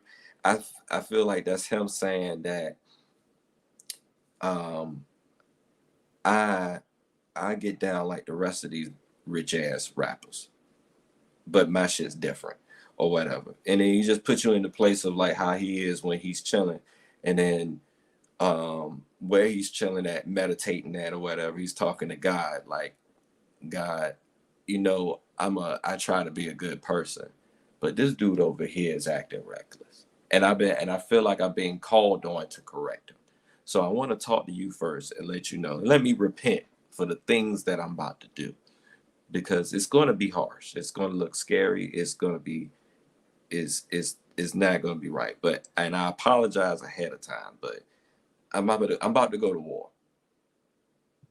I'm about to go to war, and it's about to go in. And then he he give you a whole bunch of just lyricism at first, and then he goes in. Then he Uh-huh. just goes straight in. Like it's that one line. He says this one extra hip hoppy ass line. Um, Extra hip hoppy. extra like it's just extra. Extra hip hoppy? Like What it's the just hell does that mean?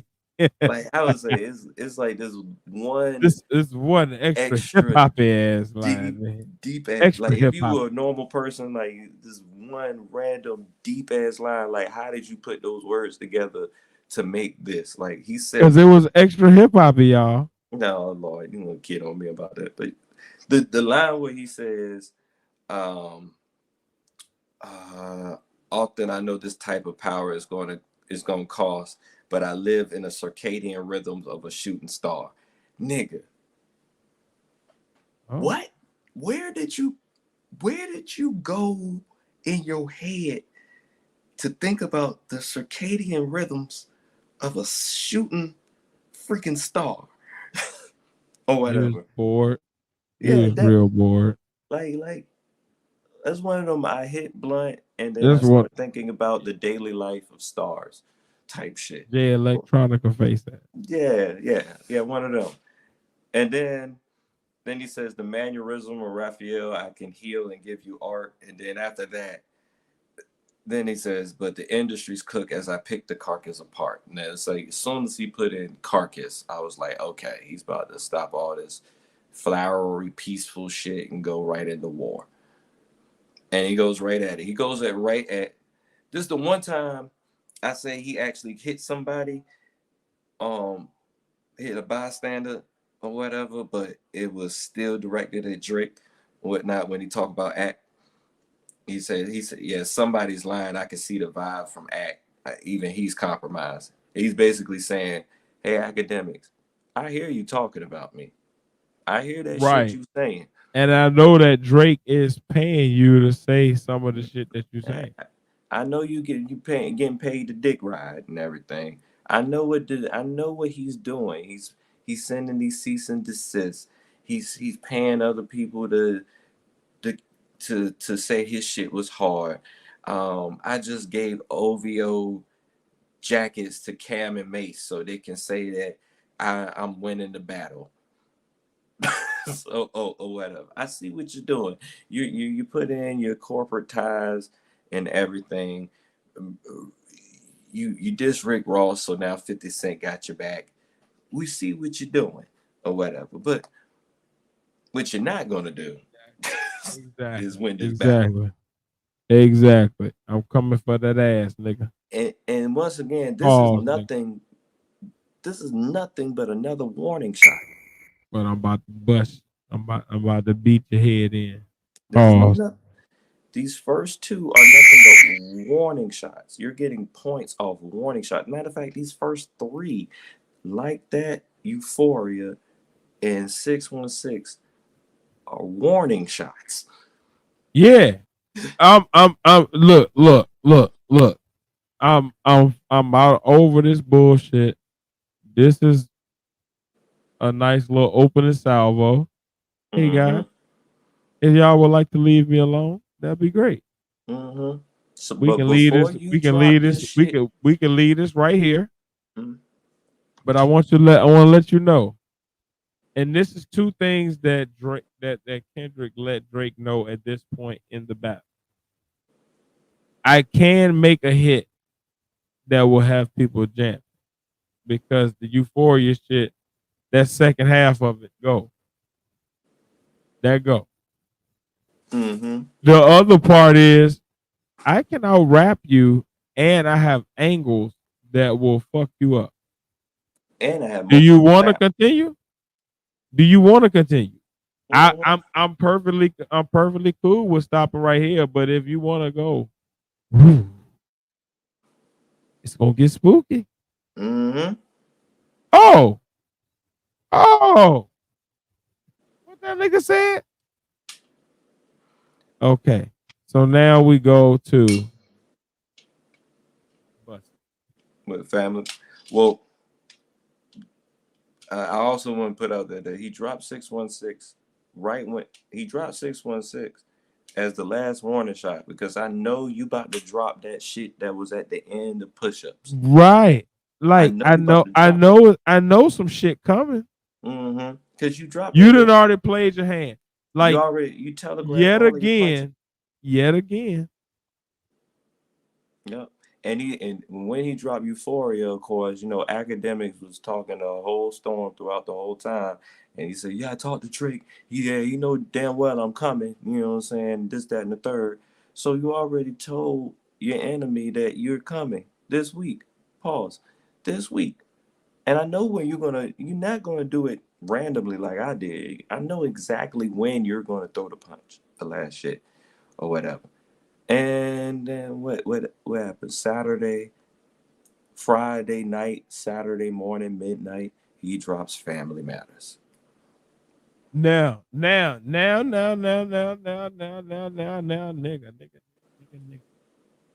All right. First of all, if a nigga just said we don't want to hear you say nigga no more, don't come on the next track talking about nigga. That's just not a good look. Like if that's the angle somebody's taking on you already, that's never the angle you double down on. Disaster learned this the wrong way. And not only that, Tiz, we're here. He had his mom talking in the beginning of it, saying, "Hey, you shouldn't do this." His white mother. Now I ain't got nothing to do with that.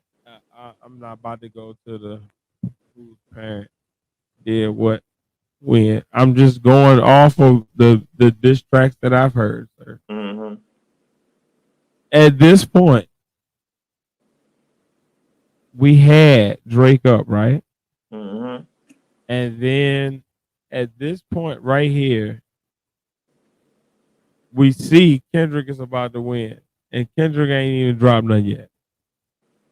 To me, this was like the desperation punch. Like, all right, hey, all the shit I know about you, I'm about to try to drop it all in this track right here.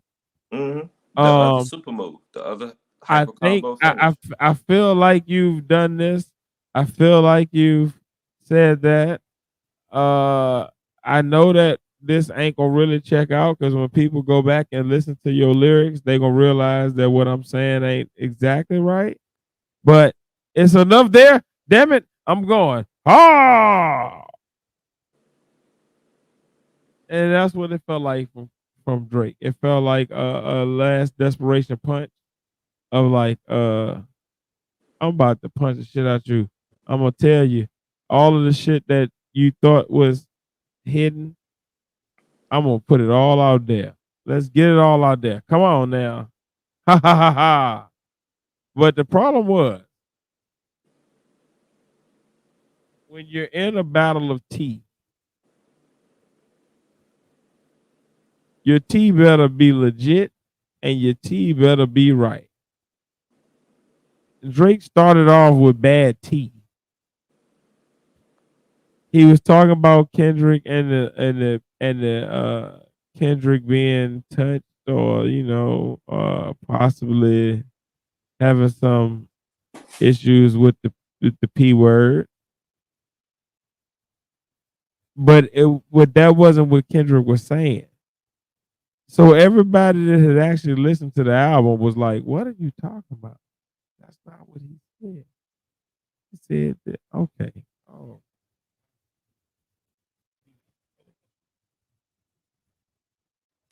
And it made everything after that Drake said go downhill. It made it immediately start to drop as soon as he started to rap.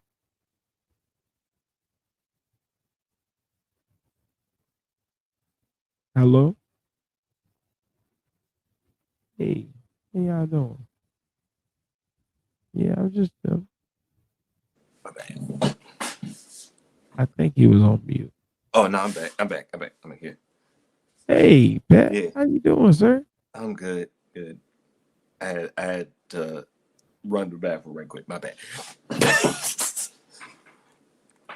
But as you was trying to do that right quick while you as you were explaining, pretty much. But oh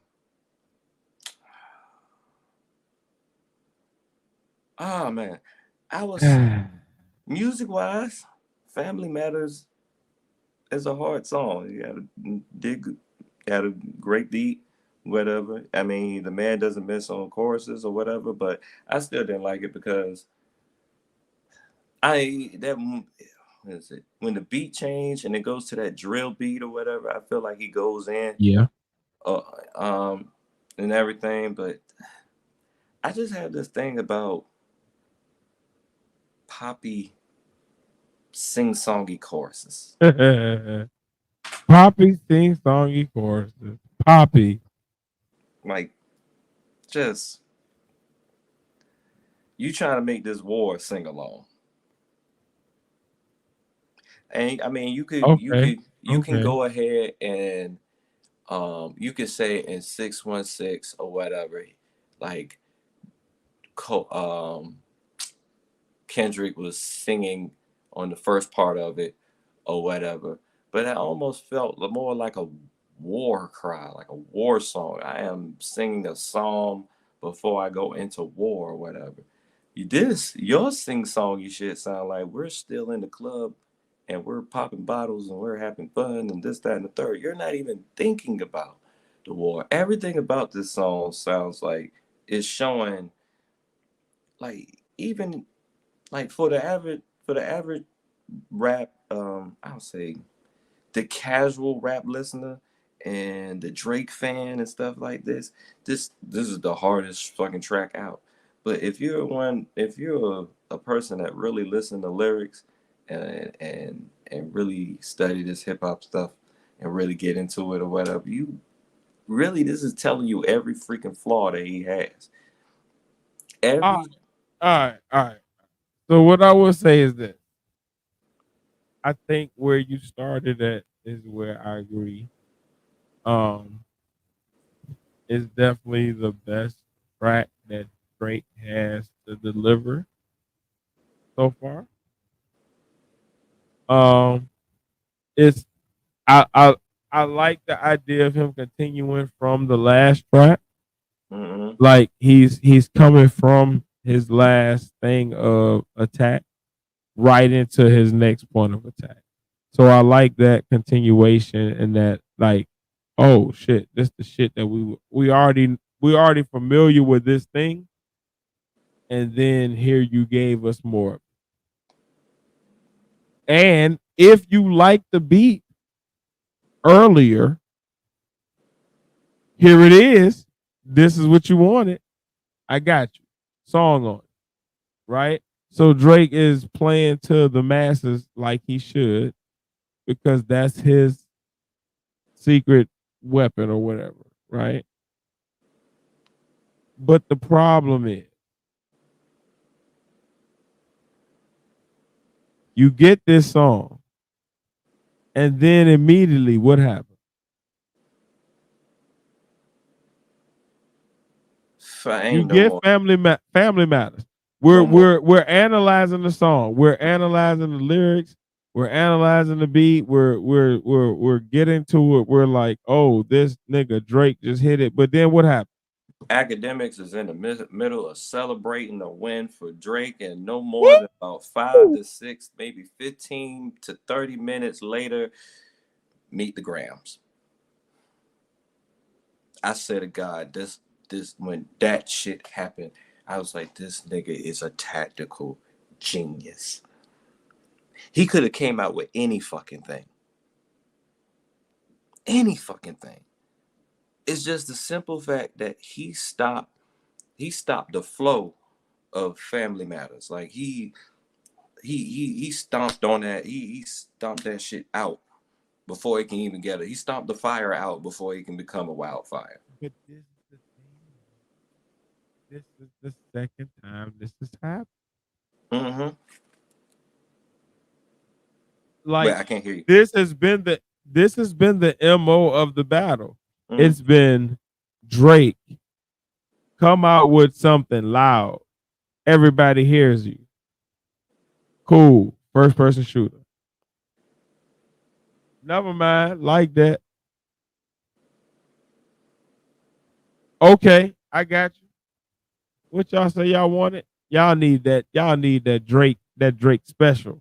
Let me hit y'all with it. I got you. Right?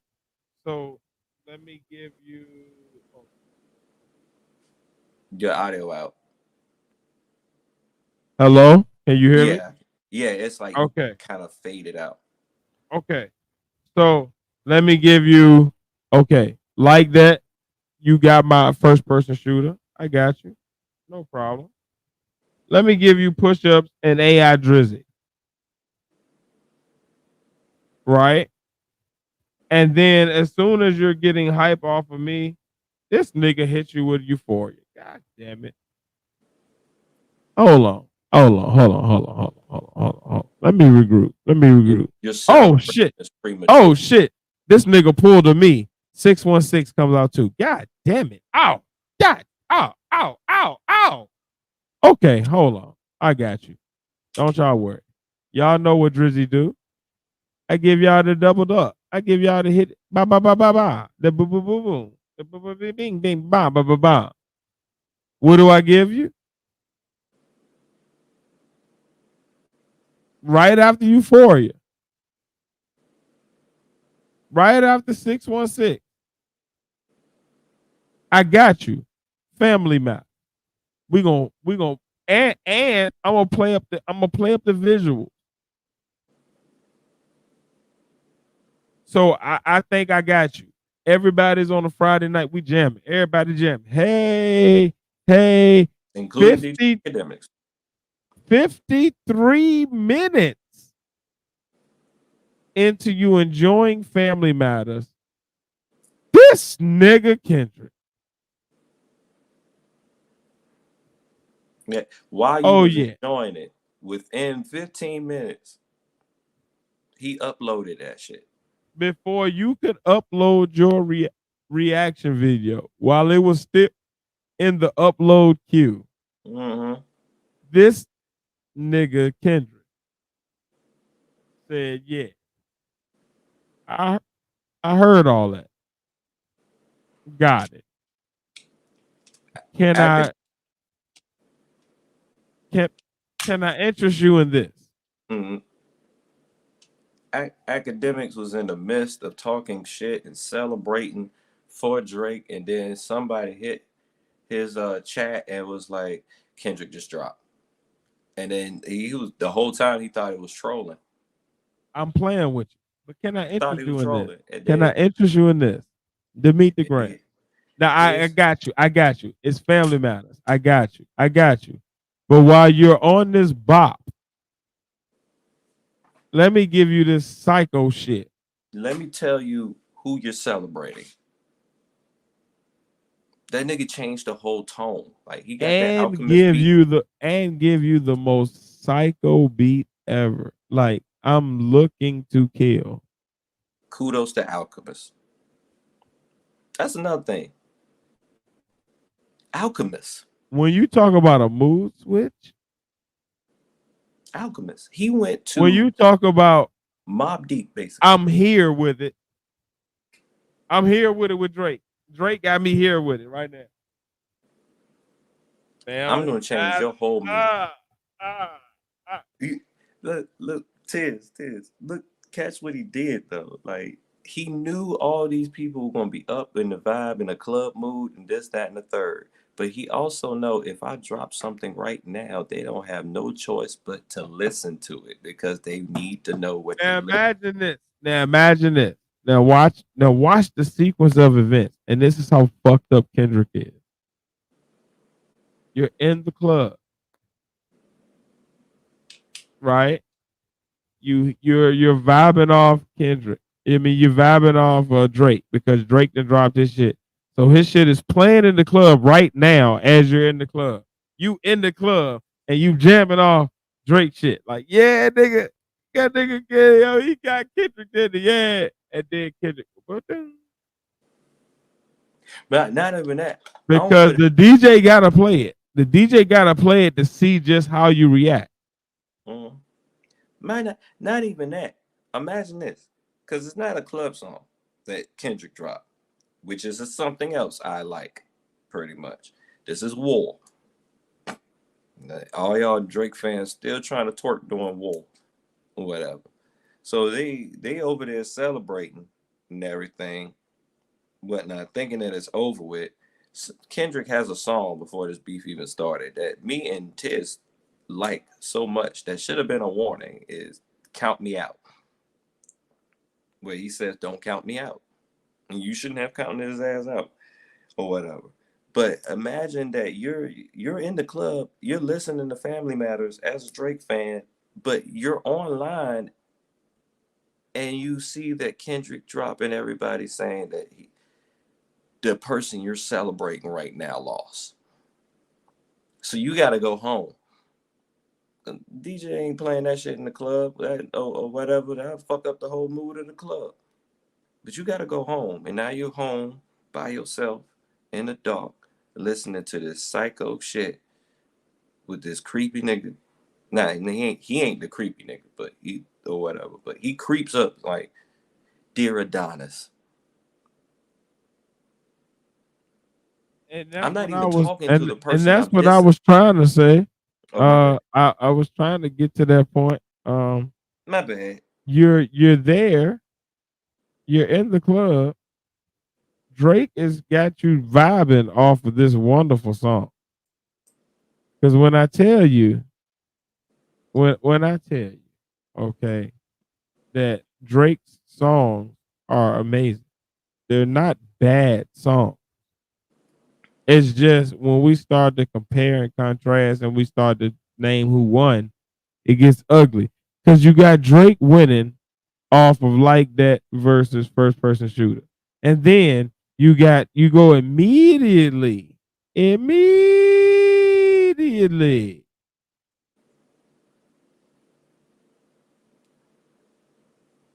immediately into push-ups and AI Drizzy. So you're now up 2-1. And you like Drizzy, you love Drizzy, Drizzy is your nigga, and then Euphoria drops. And then you start to get confused. Start having doubts. Because Euphoria drops and it gives you two different vibes. So now you're not really confused. You're confused about which vibe to like, and you realize that both of the vibes you like them. So we're gonna consider that one song, right? We're gonna consider that one song. So now we at 2-2. Euphoria, because Euphoria didn't hit back. We there. But then 616 drops, and then you're like, hold on. Oh, this nigga Kendrick is pulling a Drake. This is what Drake does. These are the moves that Drake employs to get us. These are the songs that Drake would be dropping at this time of the morning. So we get 616. So now we're up 3-2, right? Kendrick is coasting. We don't think Drake has a chance. Most people don't. But then Drake, he comes back and God damn it, I tried to keep it PG. I tried to keep it PG. He told y'all he tried to keep it PG. He tried to keep it regular. But then, oh, where we going? That's the So one. Drake is back. He's in your face. He's telling you, look, niggas, I'm back. Fuck what you thought about this nigga Kendrick. Your boy is back. Big Daddy Drake is back. And I got a hit for your ass. And not only are you going to be jamming to this song, it's also a diss. So I'm going to get double points because it's a diss, but it's also, it's jamming. So I'm at a 2 instead of a 1. So now I'm up a point again, right? Like Drake is back up on top. He's up a point. And he's talking shit online. Like, what your nigga gonna do? He ain't got nothing for this. He don't want no smoke with this. Oh, yeah, I do. Hey, guys. I know it's me, Kendrick. How y'all doing? Yeah, I know. Y'all was about to jam to this shit. And y'all was literally about to break this shit down. But before y'all start y'all breakdown, before y'all even get into your upload, before you can take the song that Drake gave you to jam to and upload it to your computer and then download it so that you can put it on your page. Before you do that, I got one for you. Hey, listen to this real quick. Just take an ear gander. Oh, I'm fucking them up, ain't I? I know it. I'm fucking them up, ain't I? I know it. But you thought it was over, didn't you? You thought it was over. You thought it was over, didn't you, bitch? Oh, nope. Here I go.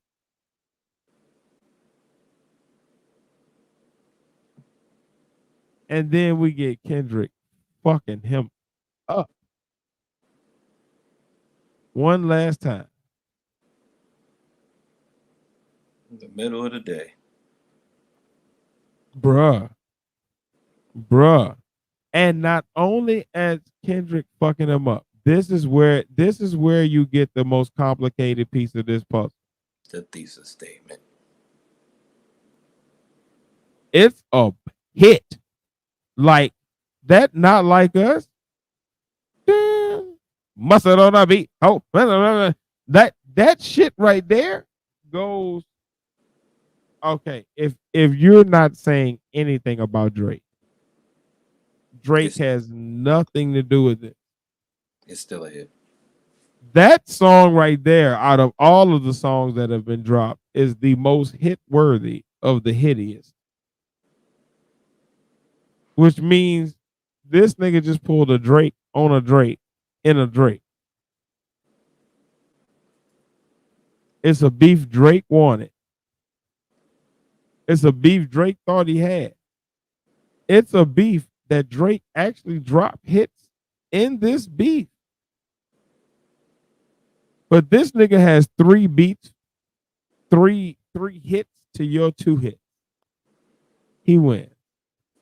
And what we didn't think was that Kendrick was going to be the nigga that hit you with the hits. We knew Kendrick was going to be lyrically superior. Nobody ever, when we all thought of the Drake and Kendrick beef, nobody ever thought Drake would win on lyrics. We all thought Drake, he gonna out hit this nigga. When He gonna have so many goddamn songs that like it's just undeniable. That like, well, what you gonna Drake do? fanatics thought, because they don't actually listen to Kendrick. And then Kendrick said, "Oh, nigga, what? Hold on, give me a second. I got your first one. Here go Euphoria. You take that one with you."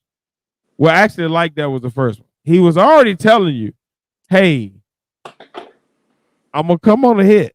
It's not gonna be the normal beef that you think that you about to deal with. This is about to be a different type of battle. You're gonna have to actually battle on your ground and win on your ground. Cause I got some shit. Never mind. Hold on. Let me give you this verse. Nigga, fuck the big three, nigga. It's just big me, nigga. Bop. Then we get into it. Okay, hold up. Okay. This nigga think I'm playing. Let me give you this Euphoria shit. Because I see that you think, okay, let me give you what you do and give you a hit. Okay, you still think I'm playing. Okay, go ahead, nigga, go ahead. Oh, this nigga drop.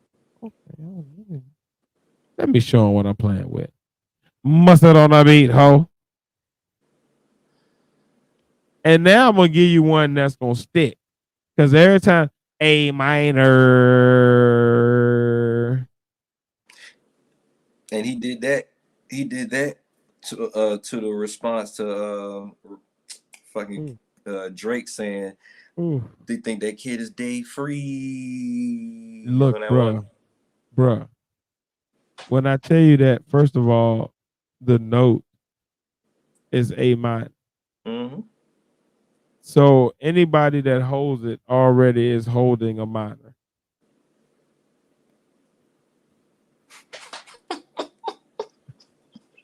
Nobody. Let's just go here. Now watch how intricate Kendrick is though. Like this is crazy shit. Anybody that holds it is already holding a minor. If you don't hold it, you just know that it's a hard bar because it is what it is, and you let the A minor go, right? What you're dealing with in that moment is an A minor. It's a literal note in music. So he's talking about, he's using that as the double entendre from the note in music to the fact that Drake likes a minor, right? Okay, hold on. Now watch this. Here we go. The note that Kendrick is holding is a B sharp. B sharp is right after A minor, and it is a note that will not allow you to be with A minor. So if you hold the note of A minor, you're holding a B sharp, which then puts you in the place of Kendrick, which not allows you to hold A minor, which makes you in automatic opposition to Drake, which would hold a minor. And also technically in musical terms, B sharp don't even really exist. Now hold on. Hold on. Right. Now hold on, watch this. And the A minor, what color key is that? The color of the key? If you play piano, you're a pianist. What color is the key of A minor? Now that I gotta Google.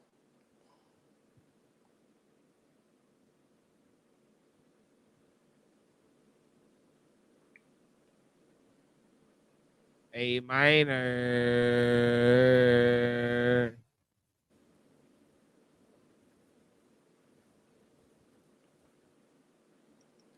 Right. Full of sadness, looking out the window on a rainy day. its color is turquoise. G minor. Not that. I don't think that. You mean on the actual piano itself? On the piano, White. what color is the key of A minor?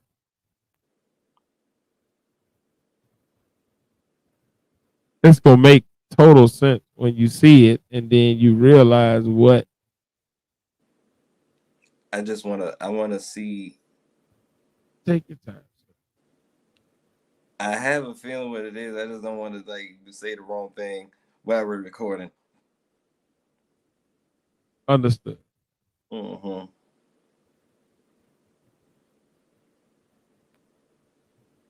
It's white. The key is white. What has been the narrative that's been the overarching narrative of this entire thing? They not like us. They not like us. That They boy not white. like us.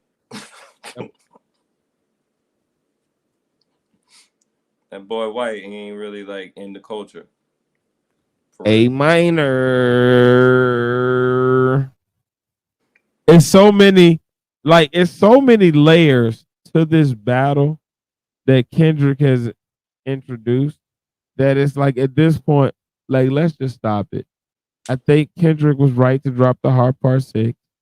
I like the fact now this is where Kendrick comes back in and he makes a play. I love the fact that he came back in with a song that automatically rips apart Kendrick's ability to now put out the hard part 6. It's already out. Mm-hmm. Like you can't do it, and to do it, you would have to go through Kendrick in some way. I mean, through Drake in some way, shape, or form to put that out. So it's like basically the heart as a series is over now, unless you just skip over it and go straight to the hard part 7. Shit, I would do that shit.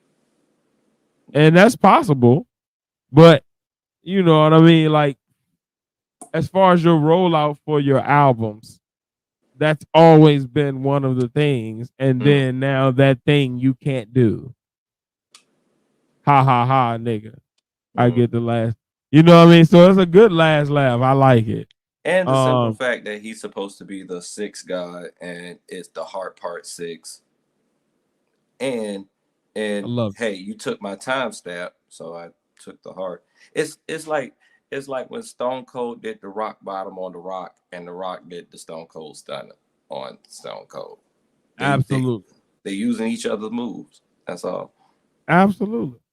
I think the problem is this: Kendrick has become Stone Cold. Now, follow me, because you use that analogy. Mm-hmm. The Rock is the people's champion at this point.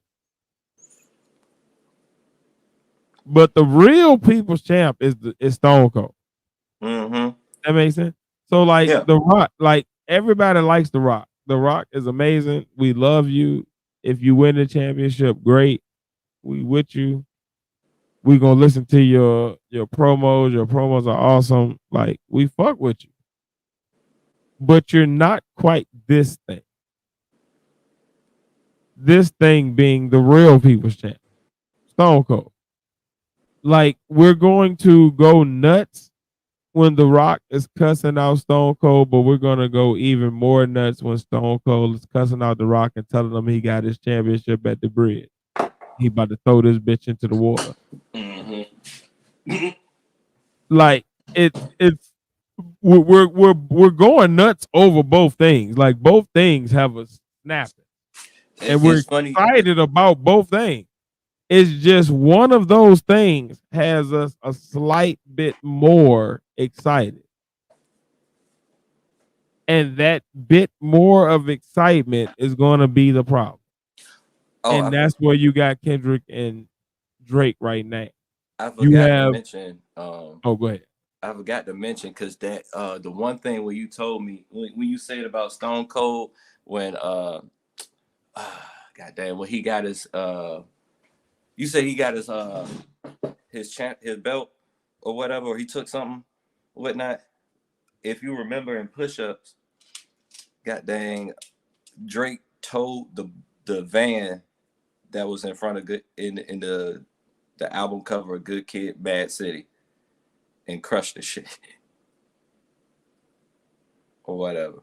So that, I mean, it just remind me of those antics that the wrestlers was having behind, like not behind the scenes, but you know, between matches and stuff like that.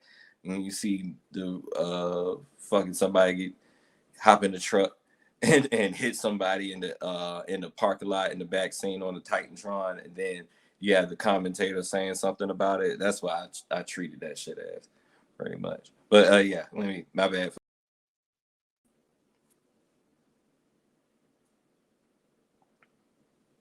You there still?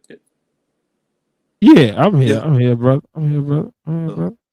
I think yeah. At the end of the day, I definitely see like a lot of crazy parallels and like wow areas that you could point out and like, okay, we saw this being set up from the jump. And then now that we're here, you got Kendrick basically laying it all out on the line, and there's nothing that Drake can say to like, okay, Drake said that we fed you the angle about the daughter, right? Mm-hmm. So let's take the third verse completely out of Meet the Grams. Mm-hmm. Meet the Grams is still one of the craziest. It's still hard. That's one of the top 4, 5, 6 diss records ever. Like, nigga, Mm-hmm. he talking to your mammy. Mm-hmm. And your actual son. Then you. And you ain't addressed most of these allegations. You ain't addressed the colorism and issues there. You ain't addressed the P word and issues there. You saying that you too famous to be accused of that. No, that ain't true. Most of the niggas that's accused of that shit is like the most famous people on earth. Like, if I'm not mistaken, Diddy is pretty fucking famous. Weinstein was pretty fucking famous. Epstein was pretty fucking famous. R. Kelly, famous. Yeah, What do you mean? What you is that? What does that even mean? That is the worst defense ever. against like a pretty amazing attack on your character, and that's your defense. It's Well, bad well, we enough. done. We done It, here. We it's done here. bad enough you're being defensive. And then and then the simple fact that you were set up nicely on that beat. That beat was hard. That was one of the greatest beats I've heard. I've heard. Like, all right, I might be exaggerating a little bit, but that was a hard ass beat. Like, really, if I don't look at it as a diss and everything or whatever, like that might have been my favorite track out of the three, just because for the simple fact of what I've been wanting him to do his whole fucking career, he actually did and rapped. No singing, just rapped. And then that's to tell it like the hard part 6 tells me a lot of things about Drake. One, you don't really like rap like that. Like you don't. Mm. The one thing that you could have got like this that's the thing. Like if he would have did the hard part 6 right, he would still be in this. He would just had to drop something that following week or whatever. He would still be in this or whatnot. But you could tell that he getting tired of it or whatever because he thought that this was going to be quicker than that or whatever. But everywhere he That's the goes, part that that's what it seemed like to me. It seemed like he just exhausted. he underestimated his opponent, and that was the stupidest thing you could do. Like you could do that with everybody else, but Kendrick is not like everybody else. Everything about him is different than any other artist that's out. Pretty much, ain't nobody doing a song like Kendrick. Pretty much, and that is the thing. Like rap wise, technicality wise, and stuff like that. I like his flow on it or whatever. I like how he actually used some metaphors and stuff like that. It's just that the subject matter that he was doing it for was trash. So like I can't even really enjoy it. And then before I really like realized that what this was or whatever, I started noticing people, man, he throwing in the towel. And then I listened to it again. I was like, damn, this nigga is really throwing in the towel. Like he's done. He's done with this. And I'm like, dog, this was set up so perfectly. The hook, I mean, not the hook, but the sample in the beginning, it says, you gotta prove it. You gotta prove it. If you ain't come in so defensive or just like, hey, I am a good father. Hey, this, that, and the third. Hey, don't believe him. Please believe me. Please believe. This is how this nigga is off on this shit. Like, he would have been all right. He just would have had to drop something else. But I guess, like I said, he a one trick pony and none of his tricks was working. So he just gave up pretty much or whatever. But, well, no, I don't let you go. I have something else to say, but I wanted to make sure you said everything you wanted to say. No, I'm pretty much complete, man. I think at this point, I think it's pretty clear that Kendrick has won the battle. I think that the fact that Drake has gotten silent is not a sign of like what Drake was like loading up. I think this is a sign of retreat. I think Mm-hmm. the Heart Part 6 was one of the most white flag wavingest battle rap tracks ever. Mm-hmm. He pretty much said that he's done and he was just, doing this for fun. And I don't know how else to take it. I'm not taking it as like he's trying to be slick and like, oh yeah, you thought I was gone and like I don't think that would be good for him at this point. And I think that at this point it's becoming an ugly thing. So I'm glad that Drake is bowing out gracefully. But I Mm-hmm. see this as a white flag. So I see this as a clear win for Kendrick. And that's why I'm at with this entire battle. I would And like to I'm say, done with it. in my Floor is yours. in my final thoughts or whatever, I would like to. I want to state that it was it was basically decided by everyone, society, corporate America, Seth Rogen, the comedian, everyone, TikTok, everyone that Drake lost, especially at the Heart Six. Like they were already saying it at first, like in a minute, like people were throwing up like videos of people dancing to Not Like Us and it being in the club and stuff like that. I even saw Rick Ross saying, "Hey, they playing it over here." But of course, Rick Ross is going to show that in general. What? Not only that, it's not even that. The songs themselves literally beat Drake because the Heart Part Six has the record for the most dislikes on YouTube. 1 million dislikes. His charts are going down. His mute the rate and the streams that Drake usually have went down 5%, pretty much. Like this Euphoria, Not Like Us, and I think 616 they actually charted on the Billboard higher than and faster than goddamn than Drake. What I had it right here. Where is it? It says, matter of fact, not only that, a diss record took out Taylor Swift out of Apple Music's top 5. Taylor Swift. So at the top right now, it's Not Like Us and Euphoria are the top 2 songs on Apple Music. Matter of fact, he said he got 3 songs. They say he got 3 songs on 3. Matter of fact, here it is. Here's the stats right here. Records broken by Kendrick. Kendrick is getting more daily streams on Spotify than Drake and J. Cole combined.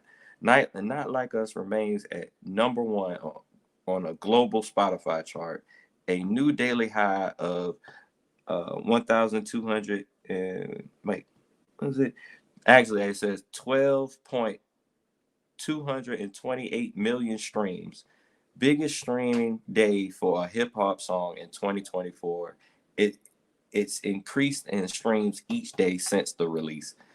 His back catalog, all his past music, was up 49% to like 50 to 62 million streams on the weekend of the beef. And Drake's back catalog went down 5%. Not Like Us. I already said that it reached number one on. No, I ain't say this. Not Like Us reached number one on Toronto's Apple Music charts. Toronto, Canada, where he's from, where Drake is from. It also breaks the record for the most single day streams for a solo rap song in Spotify history at 11.85 million streams, surpassing Drake Champagne Poetry in 2021. He charts 4 songs in the top 10 on US Spotify, the most of any artist. Not Like Us number 1, Euphoria number 2, and Like That. Is it Not Like Us is number 1? Euphoria is number 2. 7 is Like That, and 9 is Meet the Grams. And then Good Kid, Mad City is now spent 600 weeks on Billboard 200. It's the first hip hop studio album in history to ever reach that milestone. Beating this nigga in the battle did all that.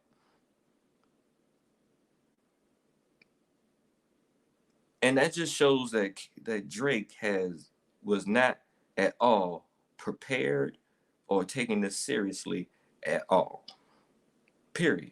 Not only that, Kendrick Lamar, in another genius move, remove all the copyrights from the diss track so the content creators can react to it. So now I have more. Not only do I have just regular people promoting the song on TikTok, DJs promoting it, social media memes. The one thing that wasn't allowed to promote it is now allowed to promote it now. He has beaten this nigga every way possible. There is nothing that Drake can say in his normal braggadocious speeches. I got the top this note. I got the top this song, this song. He can't even say that against Kendrick. So yeah, it's over with. I don't know what the only thing left is delusional Drake fans. If you think he won at this point, you are delusional. Point blank, period. And actually, like I said, I feel like Drake fans is the reason why he lost. He spent too much time catering to y'all and not talking to that nigga, and it cost him. Even in his defense at the end, he's not even talking to Kendrick. He's talking to y'all in defense of him. Pretty much. So like, it's over with. Y'all now know the difference between a pop rapper and an MC. And let this be known that you do not talk during war. I'm done. That's it. That's it.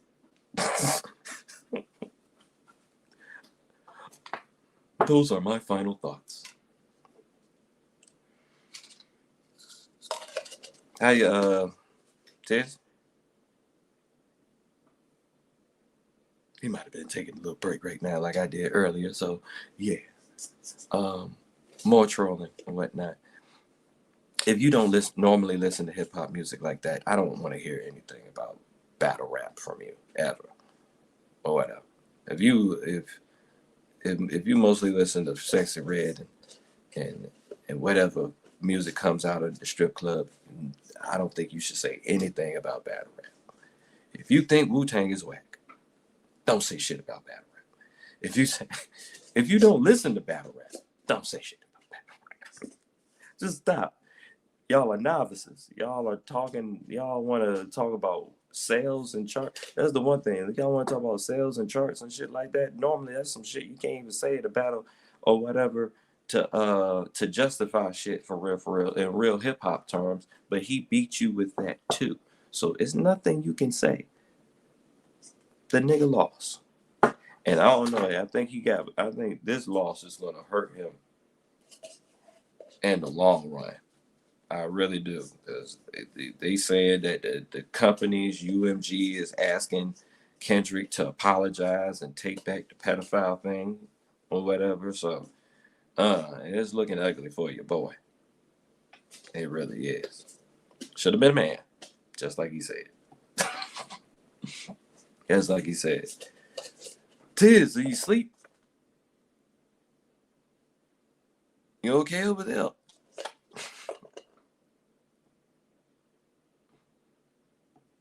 That nigga might be out.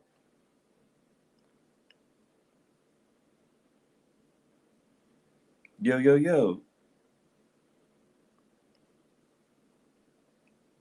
Yeah, guys, I think Tiz might be out. Right now he might be passed out. He should have by now. He better cut me off and said something by now, pretty much. So let me end it off like this. I've been one third of the partners, along with Tiz, to explain basically the greatest rap beef that we've had in the past couple of years. It's probably been a long time till we'll get another rap beef like this. What else we gonna do? Well, I might as well end it off by like this. If you're here for the first time and you enjoy the content that we're bringing, we got much more. We got like 142 episodes altogether. You feel free to look back. A lot of shorts, a lot of funny shit. Pretty much, feel free to go in, like, comment, subscribe. If you want to contact us, it's at THEPODNAS. That is the Twitter. That's the Twitch. That's the TikTok. That's the Instagram. You can also find us on Facebook. It's Tiz Face Pack All the Partners. Pretty much. I believe Face got a new site for the gear for the Archery 83 clothing, and I also believe we do got with the Partners clothing too. So I definitely gotta get back to him with that. You can also hit us up on buymeacoffee.com if you want to basically donate and give to us so we can give you more content such as this. And you can also subscribe on Anchor or Spotify.com, $4.99 a month. Once again, I have been one third of the partners. I appreciate y'all being out here. You could have been anywhere in the world, but you were here with us, and I definitely appreciate that. Like, shouts out to the replay gang. And yeah, I think my homeboy fell asleep and everything, so I'm gonna call it a night. I don't know exactly when this is gonna cut off because I'm not in control of it right now or whatever. So whenever he wakes up, this is when it's gonna cut off, pretty much. I'm gonna leave so I can go cop some weed and smoke and go back to sleep. But yeah, this has been Partners. Drake lost all the way around, and y'all have a great night. Peace. Damn, man, I want to wake him up, but I don't know how. Damn. I'll let y'all, man.